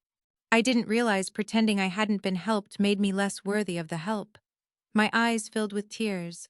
Then he said the sentence I would remember longer than the one that had hurt me. This is my mother, Paige Coleman. I wouldn't be standing in this house without her. I looked down because I didn't trust myself to speak. Nobody applauded, thank God. It wasn't that kind of moment. It was quieter, more human. Richard raised his glass. To Paige. I shook my head. Please don't turn this into a ceremony. People laughed softly, and the tension broke. Later, after everyone left, Jason walked me to my car. I meant what I said. I know. Do you forgive me? There it was. The question I knew would eventually come. I looked at him beneath the porch light. I forgive the sun standing in front of me tonight. His face softened. But trust takes longer. He nodded. I understand. Do you? I think so. I touched his arm, then let it take longer. He opened my car door. Something Robert used to do. Before I got inside, Jason said Michael told me something. What he said, losing one project doesn't end a career. No. He said if I rebuild my reputation honestly, maybe someday we'll work together. I smiled. That sounds like more than you deserved. Jason laughed quietly. Probably. I drove home thinking about that first housewarming. I had once believed justice would feel like Jason losing something. Instead, the closest thing to justice was hearing him tell the truth, without knowing whether it would earn anything back. The project was gone. My estate plan remained changed. The damage to our relationship hadn't disappeared. But something else had disappeared too. The performance. And beneath it, for the first time in years, I could see my son again. The question was never about $95,000. 6 months after the second housewarming, an envelope arrived in my mailbox. For one terrible second, I thought it might contain another legal document. Instead, there was a check inside. $500. The memo line said house. I called Jason immediately. What is this? He knew exactly what I meant. My first payment. Payment for what? The down payment. I closed my eyes. Jason, that money was a gift. I know. You don't owe it to me. I know that too. Then why are you sending me checks? He was quiet for a moment. Because I need to. That wasn't an answer I expected. Jason, Mom, please. His voice softened. I know I'll probably never repay $95,000 quickly. That's not the point. Then what is I spent 18 months treating what you gave me like evidence of what I'd accomplished? I sat down at the kitchen table. Jason continued. I need to remember what it actually was. And what was it? Something I didn't earn. There was no self-pity in his voice. Only acceptance. I don't want you punishing yourself forever. I'm not. Then keep the money. He laughed quietly. You're impossible. You inherited that opinion from your father. That made him laugh harder. We eventually compromised. I would accept the payments, not because I needed them. My pension covered my expenses. My investments were stable. The house remained paid off. But Jason needed the discipline more than I needed the money. So every month $500 arrived, sometimes $700, once only $300. He never made excuses. He simply kept paying. His professional life changed too. Without Michael's development opportunity, Jason remained in construction management for several months before accepting a position with another company. The title wasn't impressive. The salary was slightly lower than what he'd hoped to earn that year, but the job gave him more responsibility over actual projects. When he told me, I asked whether he was disappointed. 6 months ago I would have been. And now I'm trying to become good enough that I don't need my biography to impress anybody. I smiled. That sounds exhausting. It is. Lauren changed too. Her transformation was quieter. She still sold expensive houses. She still dressed beautifully and attended events I would never enjoy. But the social media captions changed. No more built from nothing. No more self-made. No more no shortcuts. One afternoon she visited me alone. We sat on the back porch drinking iced tea. I owe you another apology, she said. You've apologized, not for everything. I waited. She looked toward the maple tree. I was ashamed that we needed help. Why? Because I sell houses to people who act like money is effortless. I almost laughed. Money is never effortless. I know that now. She smiled sadly. I kept comparing us to clients whose parents gave them entire houses, trust funds, investment accounts. Then when you helped us, instead of being grateful, I worried people would think we weren't successful. And now I think pretending we didn't need help was the embarrassing part. I appreciated that. But forgiveness didn't mean forgetting. The estate plan stayed exactly as Susan and I had changed it. Jason never asked me to reverse it. That mattered more than he probably realized. The independent fiduciary remained. My power of attorney stayed restructured. The scholarship provision remained. So did the education funds for any future grandchildren. One Sunday, Jason asked about it. Not the amount, not the percentages, just the scholarship. Dad would have liked that, he said. I think so. What kind of students? Kids from single-parent households. He nodded. Can I contribute someday? I looked at him carefully. You mean after I'm gone? No. He smiled. While you're here. That distinction nearly made me cry. Of course. By summer, Jason and Lauren had also begun cutting back. They sold one of their expensive cars. They stopped talking about renovating a kitchen that was already nicer than any kitchen I had owned. Jason began doing small repairs himself. One Saturday morning he called. Do you still have Dad's tools? Some. Can I come look? He arrived an hour later. We went into the garage. Robert's old toolbox sat beneath a shelf. It was heavy, scratched, and rusted around the hinges. Jason opened it. Inside were wrenches, screwdrivers, drill bits, and a hammer with black electrical tape around the handle. He picked up the hammer. I remember this. You should. You broke a basement window with it when you were 12. That was an accident. That's what you said then, too. He laughed. Then he became quiet. Can I take the toolbox? I hesitated. Not because it was valuable. Because it was Robert. Why I want to clean it up. You're not throwing anything away. No. I pointed at him. Especially the hammer. Yes, ma'am. 2 weeks later, Jason returned. The toolbox looked almost new. He had removed the rust, repaired the hinges, cleaned every tool, and replaced the cracked interior lining. But he hadn't erased the scratches. Why did you leave those? I asked. He ran his fingers across the metal. They belong there. That answer stayed with me. For years, Jason had tried to polish every scratch out of his own history. The old truck, his father's warehouse job, my school secretary salary, the money we'd given him. Anything that made his success look less perfect had become something to hide. Now he understood that the scratches were part of the story. We carried the toolbox into my kitchen. He placed it beside Robert's old desk. I think Dad would approve. He'd complain you used the wrong lubricant on the hinges. Jason laughed. Definitely. Then he hugged me. A real hug.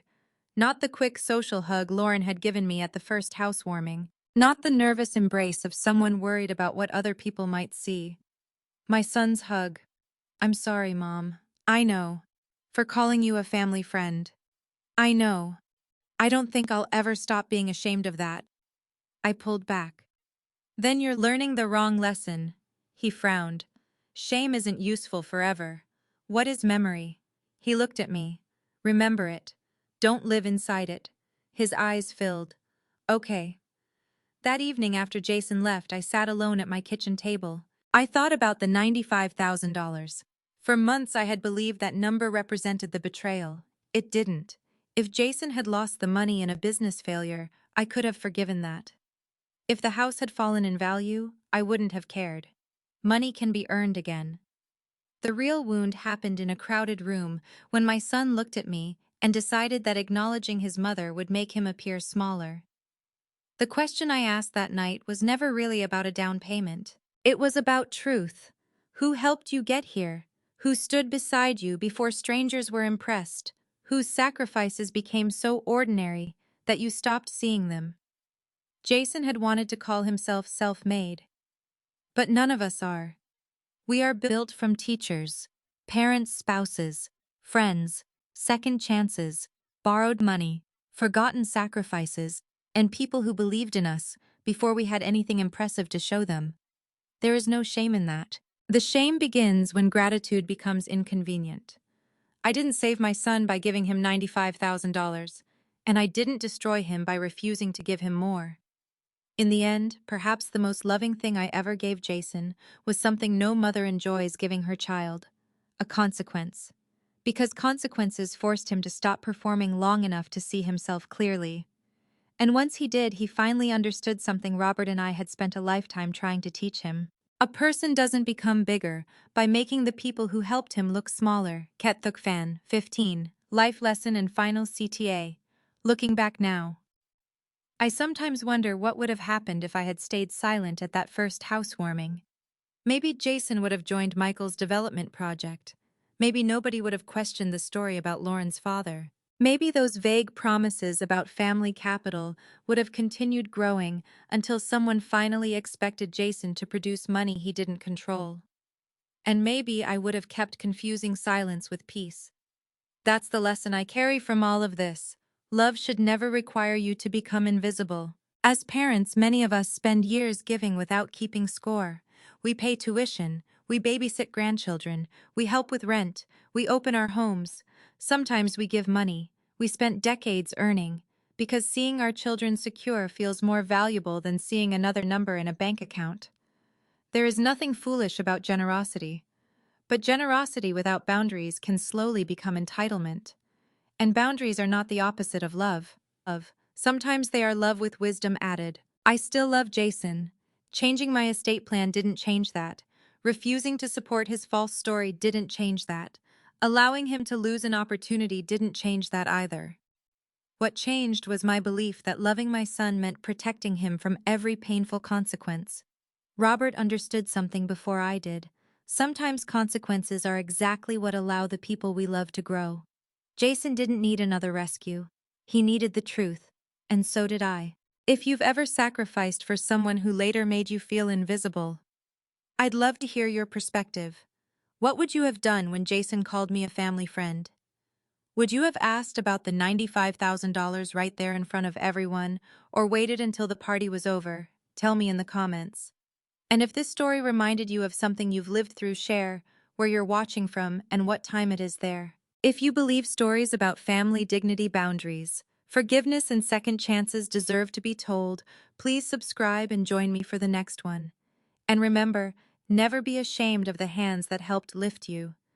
Success doesn't become smaller when you acknowledge them. It becomes more honest. When I look back on everything that happened, I realize the deepest wound was never the $95,000. Money can be earned again. Houses can be bought and sold. Careers can recover from lost opportunities. But being erased by someone you sacrificed for leaves a different kind of pain. What hurt me most was realizing that my son had become ashamed of the very people whose love and sacrifices helped him stand where he was. For years, I believed that loving my child meant making his road easier whenever I could. If I had something he needed, I gave it. If he struggled, I wanted to rescue him. But I eventually learned that there is a difference between helping someone rise and protecting them from the consequences they need in order to grow. Sometimes the most loving word we can say is no. Sometimes the greatest gift isn't money, a house, or an inheritance. Sometimes it's a boundary that forces someone we love to look honestly at who they have become. And there is no shame in receiving help. None of us are truly self-made. Somewhere behind every success story are people who sacrificed time, money, comfort, opportunities, or dreams so someone else could move forward. Parents, grandparents, spouses, teachers, friends, people whose names may never appear beside the achievement, but whose fingerprints are all over it. Real success doesn't require us to erase those people. It requires us to remember them. I also learned that forgiveness doesn't mean pretending nothing happened. You can forgive someone and still protect yourself. You can love your children deeply and still refuse to finance their mistakes. You can leave the door open for reconciliation without surrendering your dignity to keep the peace. Sometimes consequences are not the end of a relationship. Sometimes they are where healing finally begins. So I want to ask you, what would you have done in my place? Would you have confronted Jason at the housewarming, or waited until you were alone? And do you believe Paige was right to change her estate plan? Share your thoughts and your own experiences in the comments. I read them because every family carries a story someone else may need to hear. And if stories about family betrayal, dignity, boundaries, forgiveness, and second chances speak to you, please subscribe to the channel and join us for the next story. Never be ashamed of the people who helped you rise. Gratitude doesn't make your success smaller, it makes you worthy of it.